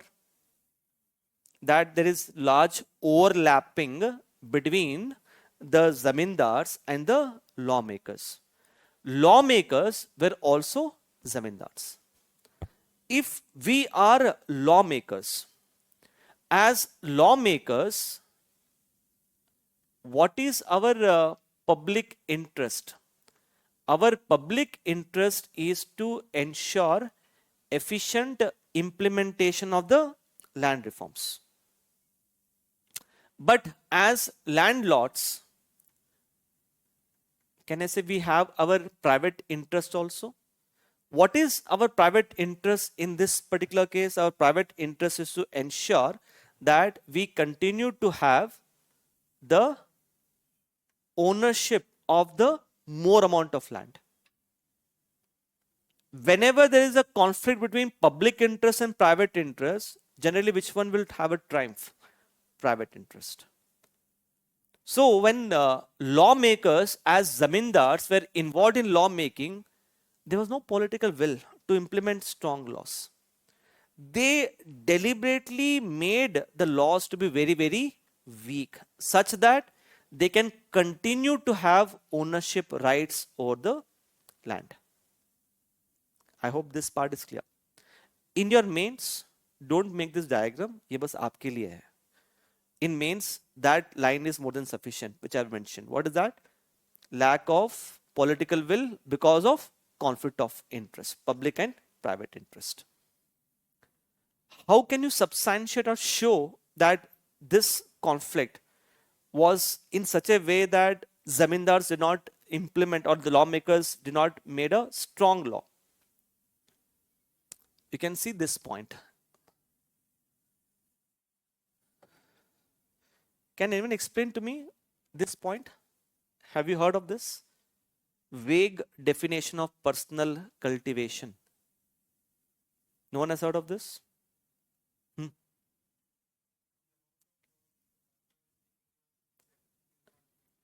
No. Okay. That is that's different. That is Benami transaction. It is not Benami transaction. It is different case. Okay, just pay attention. What do you mean by personal cultivation? Every state, like I said, passed their land ceiling act. Every state said, if you own land above a particular limit, we'll take away the surplus land. But this land ceiling act had certain exception. When I say exception, means the ceiling act was not applicable in certain cases.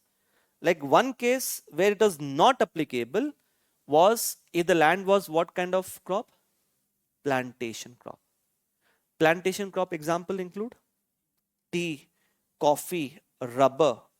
So if someone is owning this plantation crop, ceiling limit will not be applicable.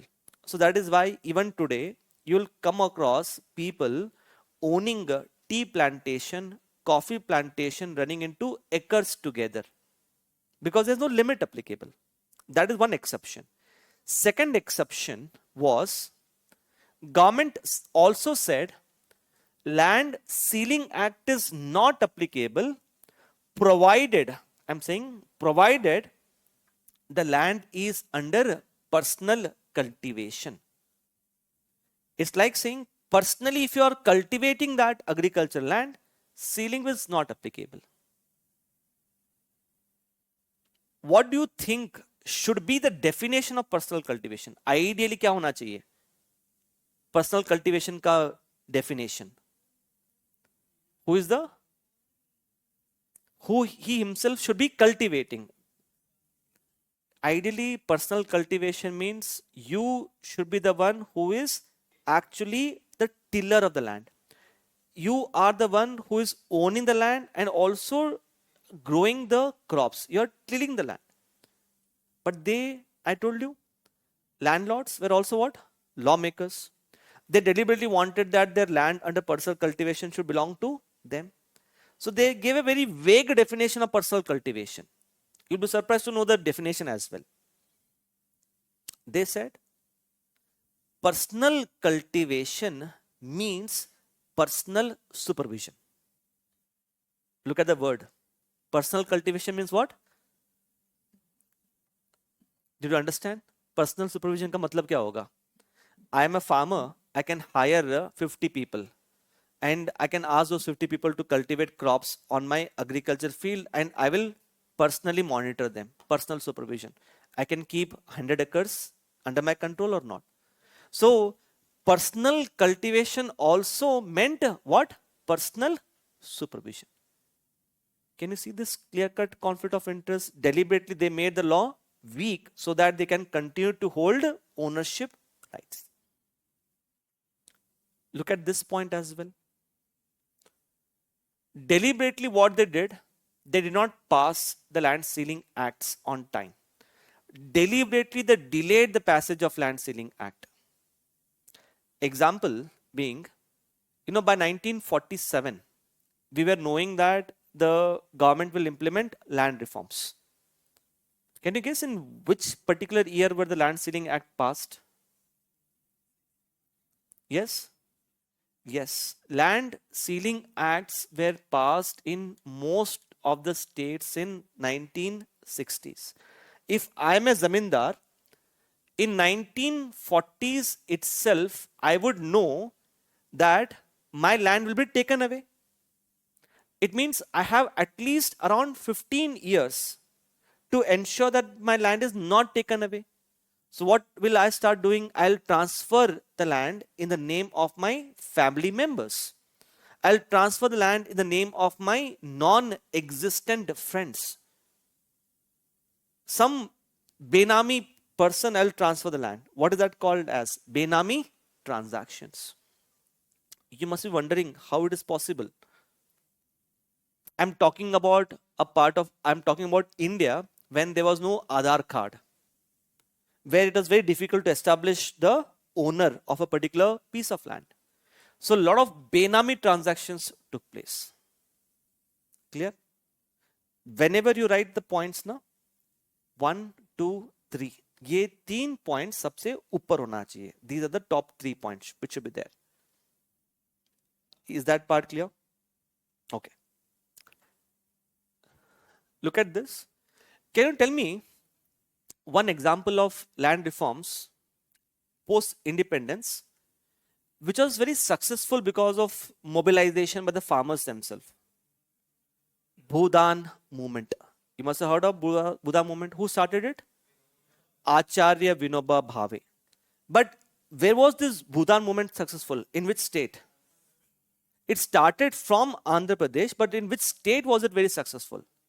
It was mostly successful in the state of Bihar. In rest of India, that strong political mobilization by the farmers was not there. So, if lawmakers are not making laws, someone should mobilize themselves effectively and pressurize the lawmakers, like it has happened now. When the parliament passed the farm acts, what has happened is the farmers created a strong lobby, pressurized the parliament to take away the farm laws. So ideally, the farmers of that particular time should have come together and they should have pressurized the government, which did not do it. Bureaucratic corruption and nexus between zamindars and lower level bureaucracy. Here, I'm not talking about the highest level bureaucracy. I'm talking about what? Lower level bureaucracy, or in other words, we also call them as street level bureaucracy. Street level bureaucracy means those government officials which constantly interact with the public. उसको बोलते हैं street level bureaucracy. You may have heard about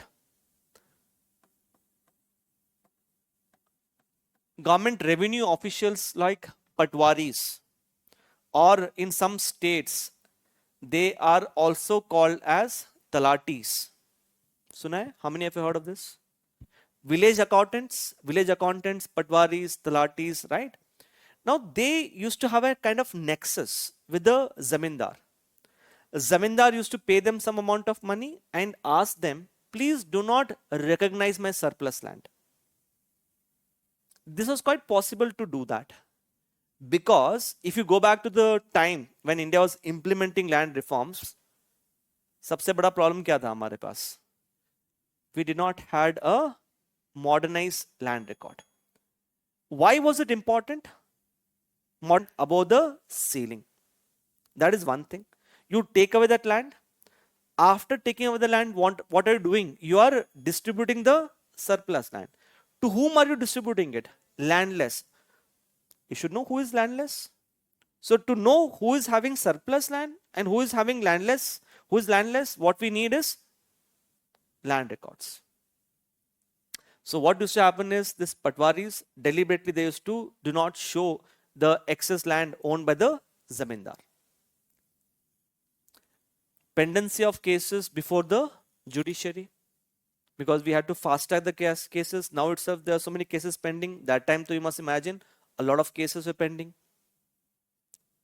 Then we'll come to this next part. This is our next topic, restrictive tenancy laws. Do not worry about it. So 1, 2, 3, 4, 5, 6, 7, 8.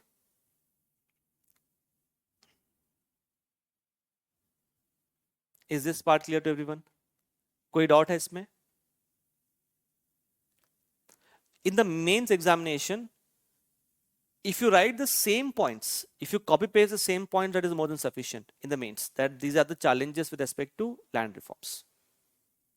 I told you where else it was successful. It was successful in West Bengal. In West Bengal, remember the name. It is called as Operation Barga. In Operation Barga is from West Bengal. It was successful in Kerala and in J&K. Take your time. You have 1 minute. Do a brainstorming. There was a question asked in previous year mains. The question was, what were the factors responsible for success of land reforms in few states of India? That is a question asked.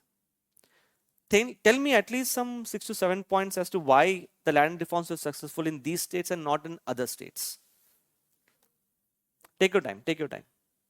You got my question? Why were land reforms successful in 3 states and not other states of India?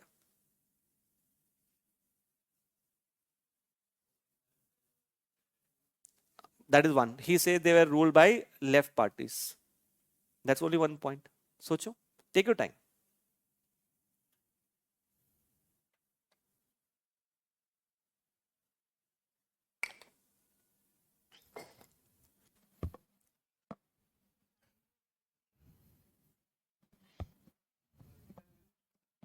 Huh? Why do you think these states had more political will as compared to other states? Huh? They were mostly ruled by left parties. Okay?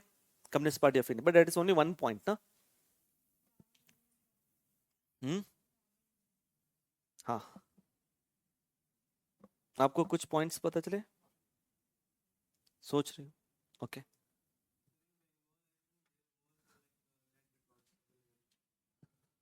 okay then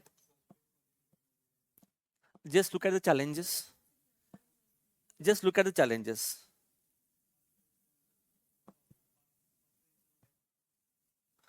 can you just look at the challenges and reverse those challenges to write as to why they were successful in these states? Yes. The most important point for success of land reforms in West Bengal, Kerala and Jammu Kashmir was there was strong political will. In Jammu and Kashmir, the person who was responsible for efficient implementation of land reforms was Sheikh Abdullah. In West Bengal and Kerala, what it was? It was the left-wing parties. Strong political will. In these states, there was strong, I would say, pressure group also, which forced the government in these states to efficiently implement the land reforms. What was that pressure group? There's something else. ये दो important points कभी miss नहीं होना चाहिए. Why only in West Bengal and Kerala, and why not others?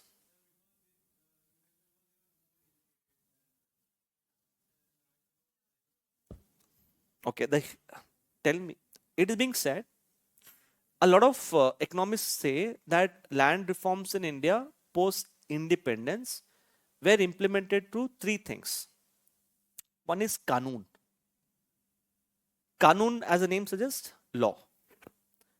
Second one is for called as Karuna.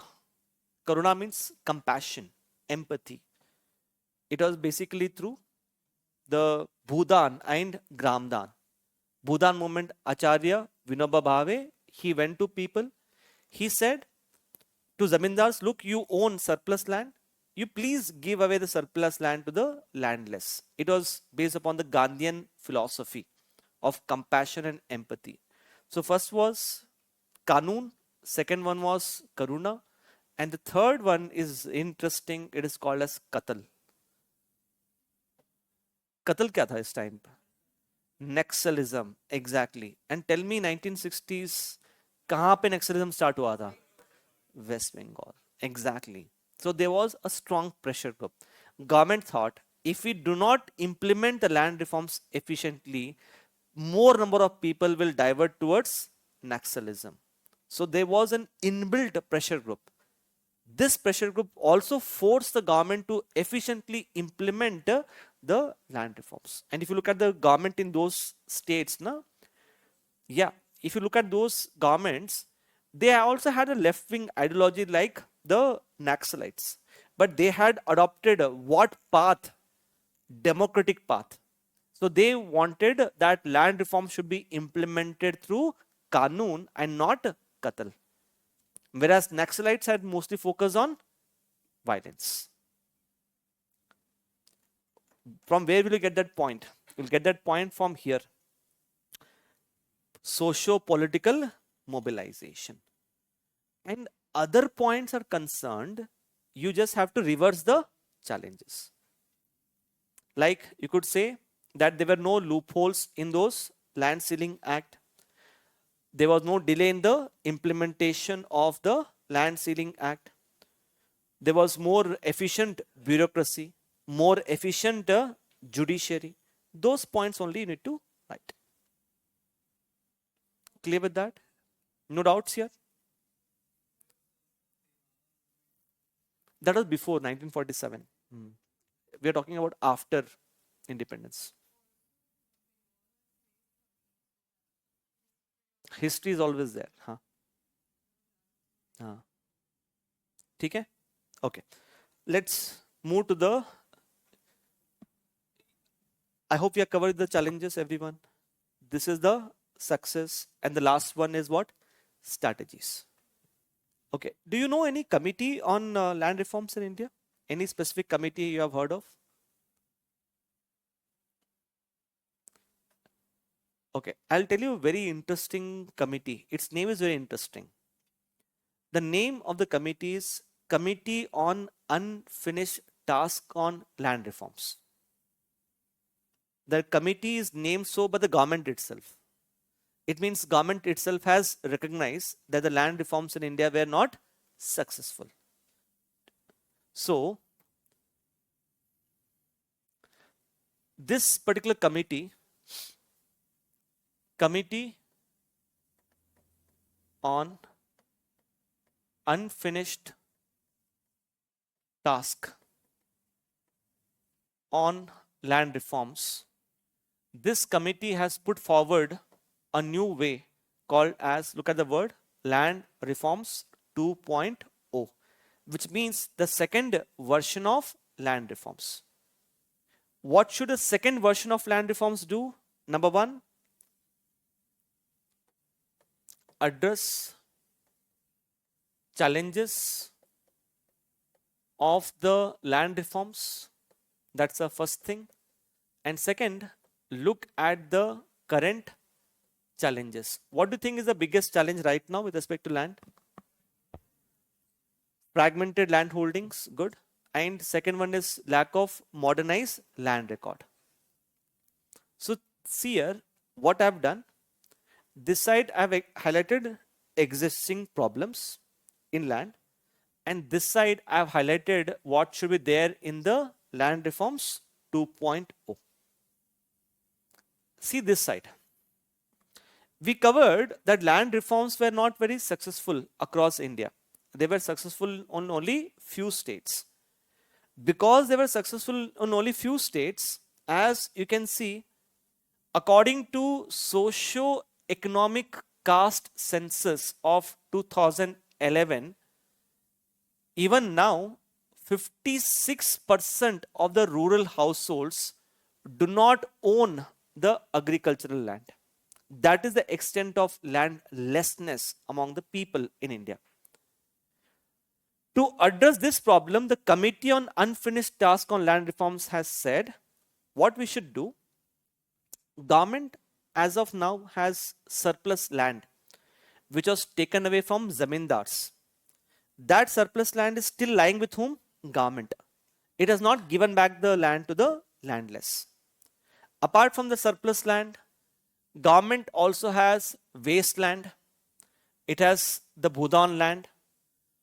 Government should create a database, a pool, a database of all this land, and this particular land should then be distributed among the landless households. I hope you understood the first recommendation. What we should do, we should create a database of surplus land and then divide it among the landless. See this side. I hope you must have heard about this. Feminization of agriculture. Why are more women taking up agriculture now? Migration. Then anything else? Migration and what else? Particularly after COVID, why are more women taking up agriculture? We covered it. Decrease in the income of the families. You can see this feminization of agriculture has reached almost 30%, which means 1/3 of the farmers in India are right now women. Women. And these women do not have ownership. When we are distributing the surplus land, we should give more preference to distribution of surplus land among the females, women. Our next topic after tenancy is this. Modernization of land records. We will cover this. I told you we'll cover two types of tightening system, presumptive and conclusive. We'll cover that point later. We'll cover about this also, restrictive tenancy laws. This and this are our next two topics. So focus on the last one. Right now, if you see, land as a subject, it is placed under the state list. That's what we covered. But acquisition and requisition of property, acquiring property and sale of property, it is part of the concurrent list. When I say property, what can be the form of property? Property can be a commercial property, it could be a housing property, or it can be what? Land also. So right now, the way we treat land, it is mostly treated as a state subject. Most of the states have been very inefficient in implementing the land reforms. So, look at this. यहाँ पे क्या recommendation है? When we covering agriculture marketing, we covered what should we set up? We should set up a agriculture marketing council. Similar to that, we should have a national land council, basically to foster cooperation between the center and state. So except 1, 2 and 3, except these three, is there any point? I just wanted to cover all at one particular place. Acquisition and sale of property is part of concurrent list. That's it.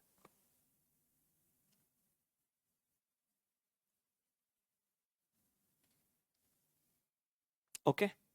Now look at the uh, headings that you wrote when I dictated. Land reforms के अंदर what were the headings? Huh? Background was there. Second one was objectives, measures, success, challenges and strategies. So आपको बस what you have to do,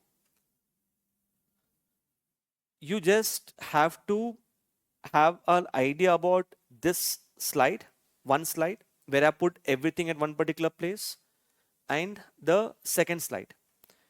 If you have an idea about these two, you can write answer to most of the questions related to land reforms. For example,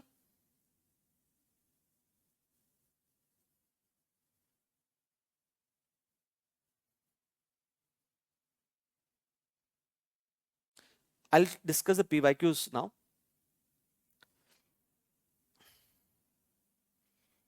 Please look at this question.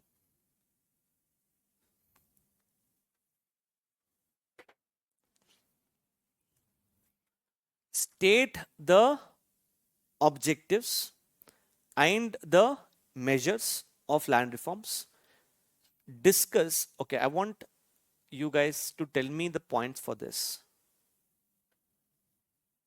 Discuss how land ceiling policy on land holding can be considered as an effective reform under economic criteria. Take your time, take your time. I want you guys to do a brainstorming.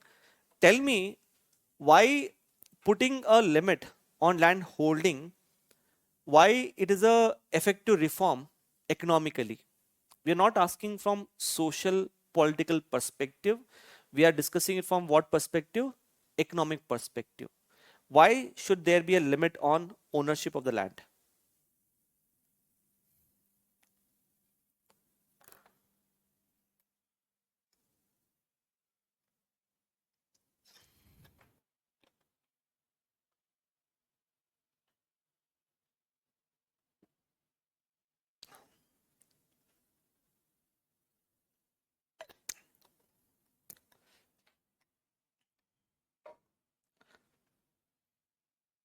How many points? 2 points? No, I need more. I always have this belief that for every question asked in mains, you have your points already in your mind. But those points, even though you have it in your mind, you don't realize that point can be used here. That is my role. I'll show you the same points how it can be used here. How many points you have? Huh? 4 points. Okay. 3 points.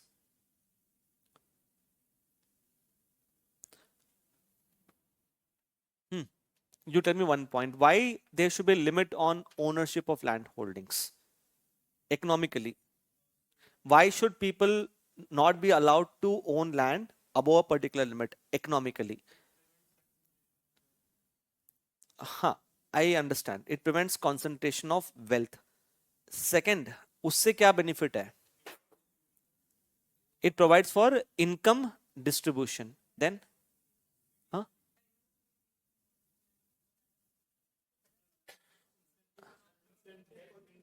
I think he has the best point in the class. All of you look at the when we discuss the challenges. Okay, I'll just show it here. I think I not dictated or written that, but you can see here.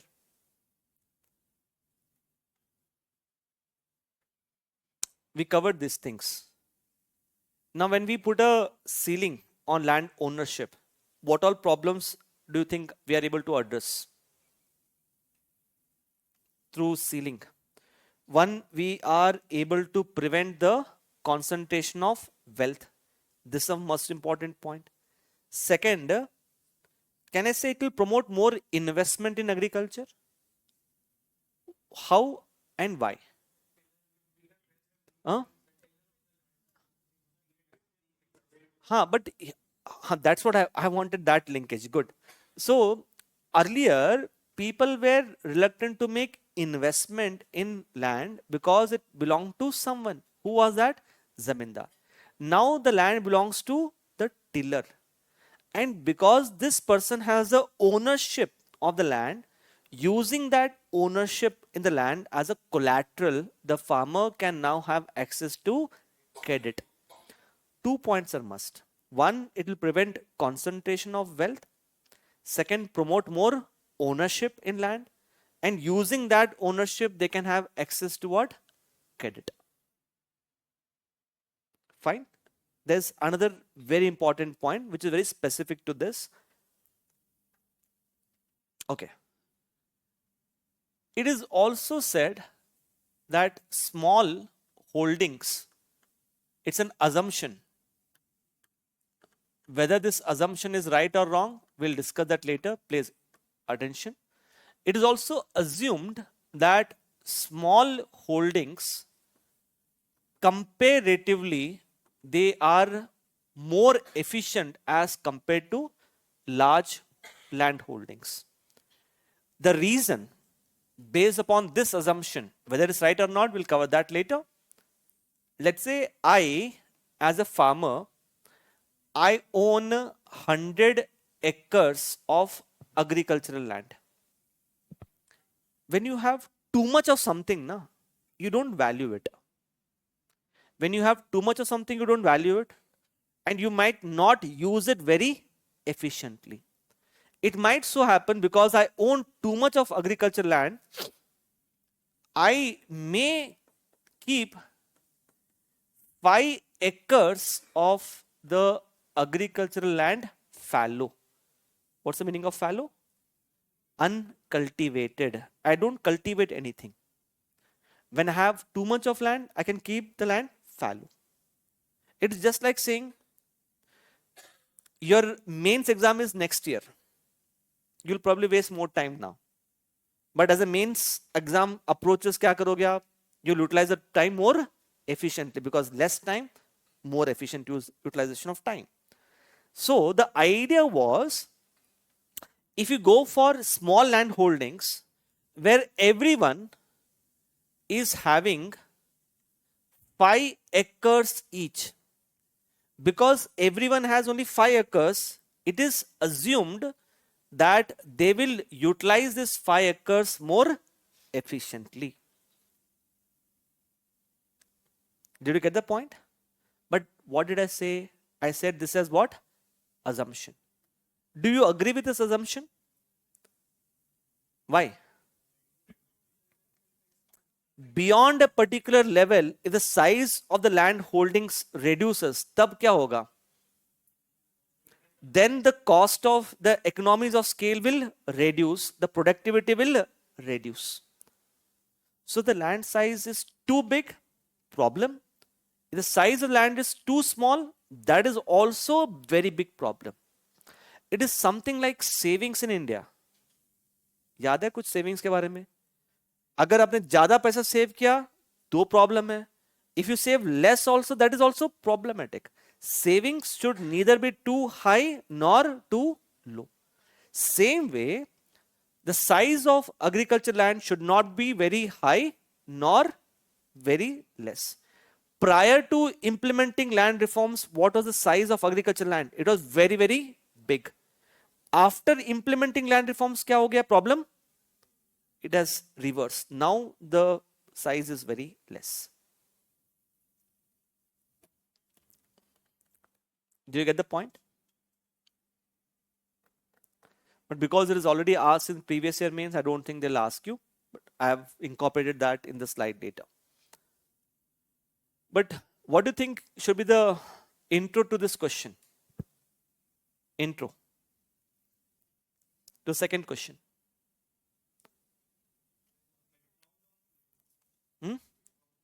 What was that statement which I dictated? There's a reason I dictated statement to you guys.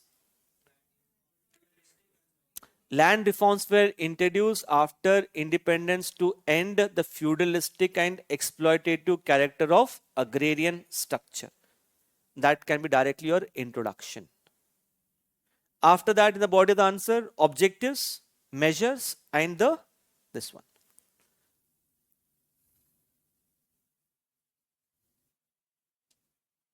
Okay.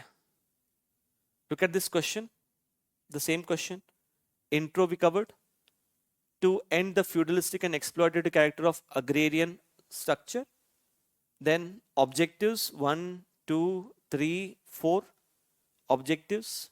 After that, measures 1, 2, 3, 4. We covered this. And then land ceiling policy as an effective reform under the economic criteria. Here we can focus on this aspect which we covered.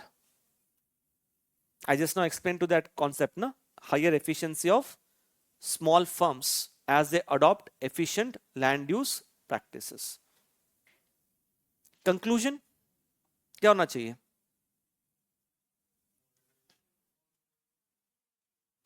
You should talk about land reforms 2.2. Before that,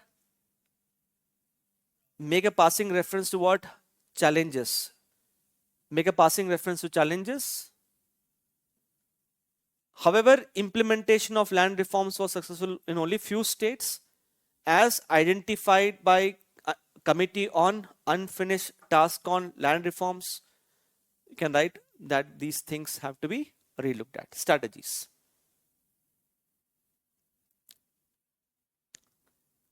Look at this question. This is second PYQ.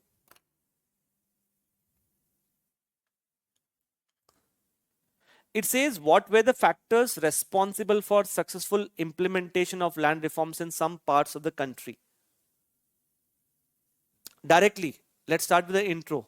Intro क्या होना चाहिए? Same जो अभी हमने discuss किया है, ये universal है. The government introduced land reforms after independence to end the feudalistic and exploitative character of agrarian structure, full stop.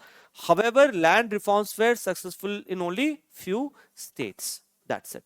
Because it says that they were successful in few states. When you mention that it was successful in only few states, directly in the body of the answer, you can jump to the demand of the question, which is why it was successful in only few states. And what are those points? सोचो first point क्या था? Strong political will, strong pressure group. What is that pressure group? Naxalism. And third and subsequent points will just be a reverse of the challenges that you have written. That's it. Okay. Last conclusion. They were successful in few states. तो क्या होना चाहिए फिर? As they were successful in only few states, we need to ensure that the reforms are broad based. For that, what we should talk about is the strategies. Strategies as highlighted by Committee on Unfinished Task on Land Reforms. So these are the points that you can talk about. 1, 2, 3, 4, 5, 6, 7, 8. Can you see these points? I've just reversed the challenges. That's it. Like Kerala has a strong cooperative movement. Even West Bengal to a certain extent has that.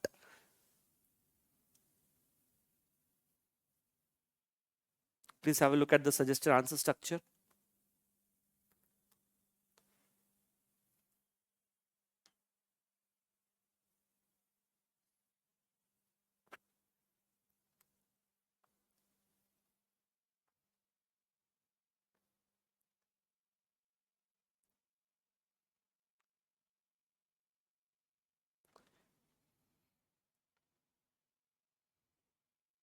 Just remember this framework. This framework is universal.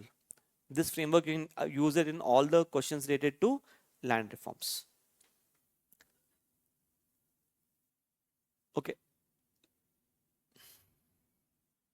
I'll show you one question, another PYQ.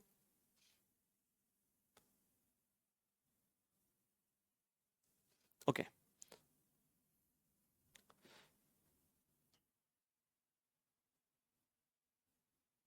I want the answer structure. Everyone, I want the answer structure and the points that you will write in the body of the answer. I also want the points. I don't want you to write the complete answer. I just want the bullet points. Bullet points that you would write in the body of the answer, and the suggested introduction and suggested conclusion to this question.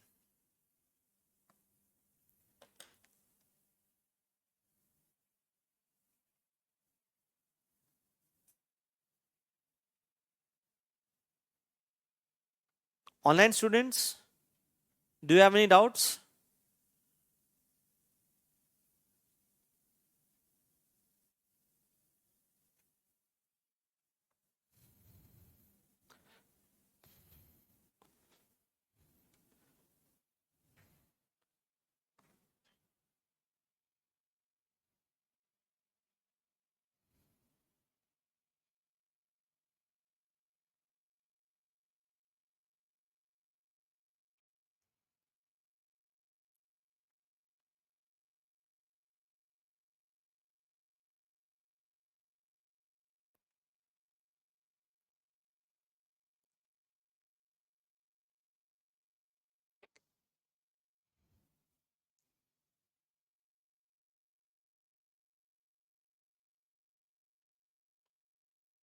It's a 10 marker question, so you need to be very precise to the point.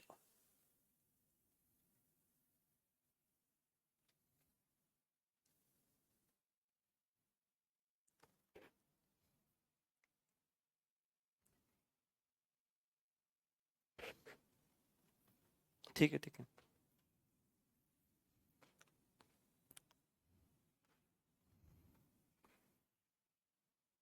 The question is not asking about measures. The question is asking as to how did improve the conditions of the small and marginal farmers. How did it benefit the small and marginal farmers? That is the question. This is a class going on. You need to write the test. God, you can ask the admin team.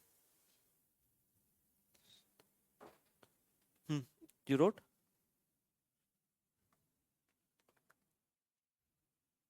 Good. Good. What's the introduction that you've written? Good. Good. What's the introduction? Now the introduction is same, and the body of the answer, how did it benefit small and marginal farmers?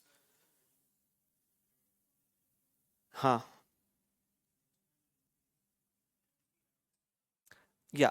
So what you should do, यहाँ पे when you write, think about the small and marginal farmers. The first thing that will comes to your thought is I have not studied the benefits for small and marginal farmers. That is the first thought that you would get. But you know what were the measures of land reforms? You know the measures of land reforms?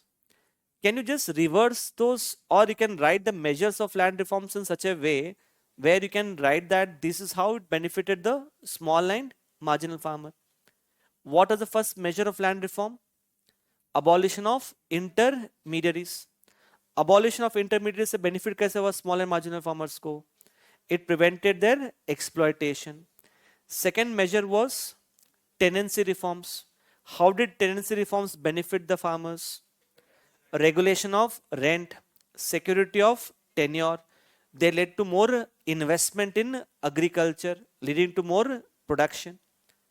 Third, what is the third point? Reorganization of agriculture. How Land Ceiling Act benefited the small and marginal farmers.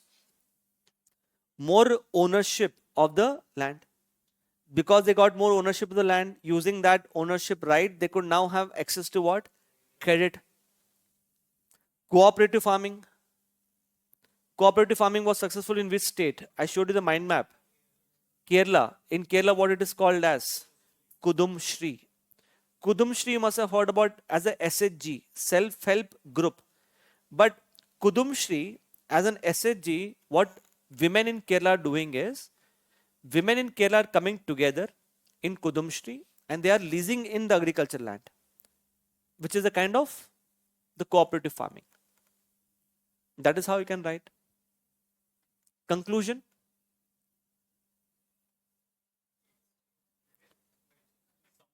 In some parts of the country, you should obviously mention the parts of the country where it is successful, and uske baad you should talk about land reforms 2.0. Clear hai? I showed you this question, this question, this question. In fact, even this question 1, 2, 3, 4, you can answer from where? From this slide. Ek slide. Clear with that? In mains, probably next year, they might ask you about land reforms 2.0 strategies, or they might ask you about what? Challenges. These are the two main dimensions. I have also prepared a separate flowchart, a diagram for small and marginal farmers. It's a part of PYQ.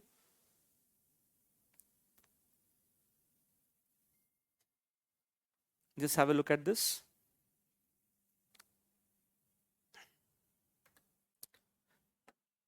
Land reform sign, small and marginal farmers.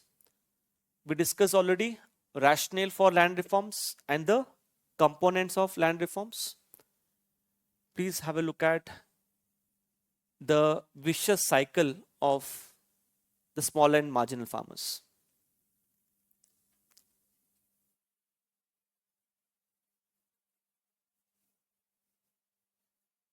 Can you understand the kind of vicious cycle they have fallen into?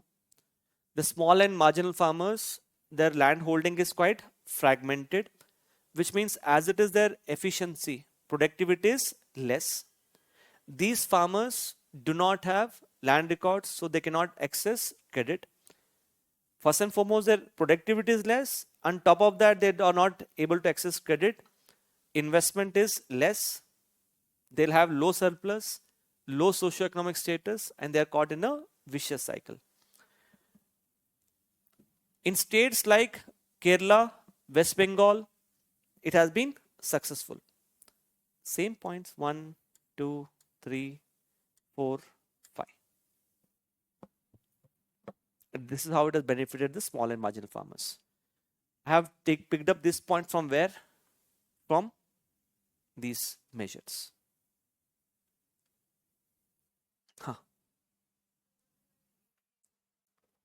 It is a cooperative farming, Andhra Pradesh Mahila Samta Society, similar to Kudum Shri. You can mention about Kudum Shri, that is more than sufficient. Okay.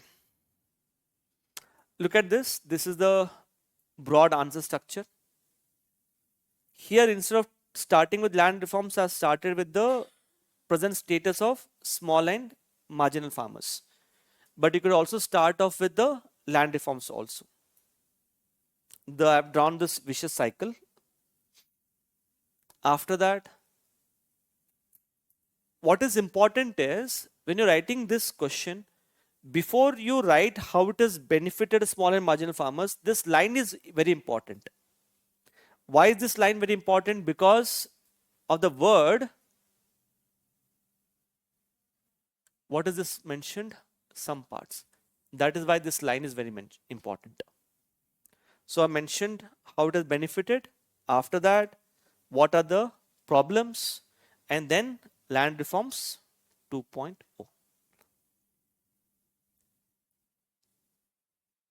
So I hope you will be able to write the 4 PYQs now related to land reforms.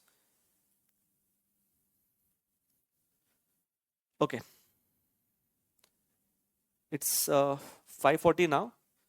We'll take a break, 15 minutes. Once we come back, we'll start with the next topic of tenancy in agriculture land. Okay? Leave some space. You know how much space to be left, right? I think approximately you need 1.5 to 2 pages to make that diagram. Leave some space. Thank you. We'll start in 15 minutes.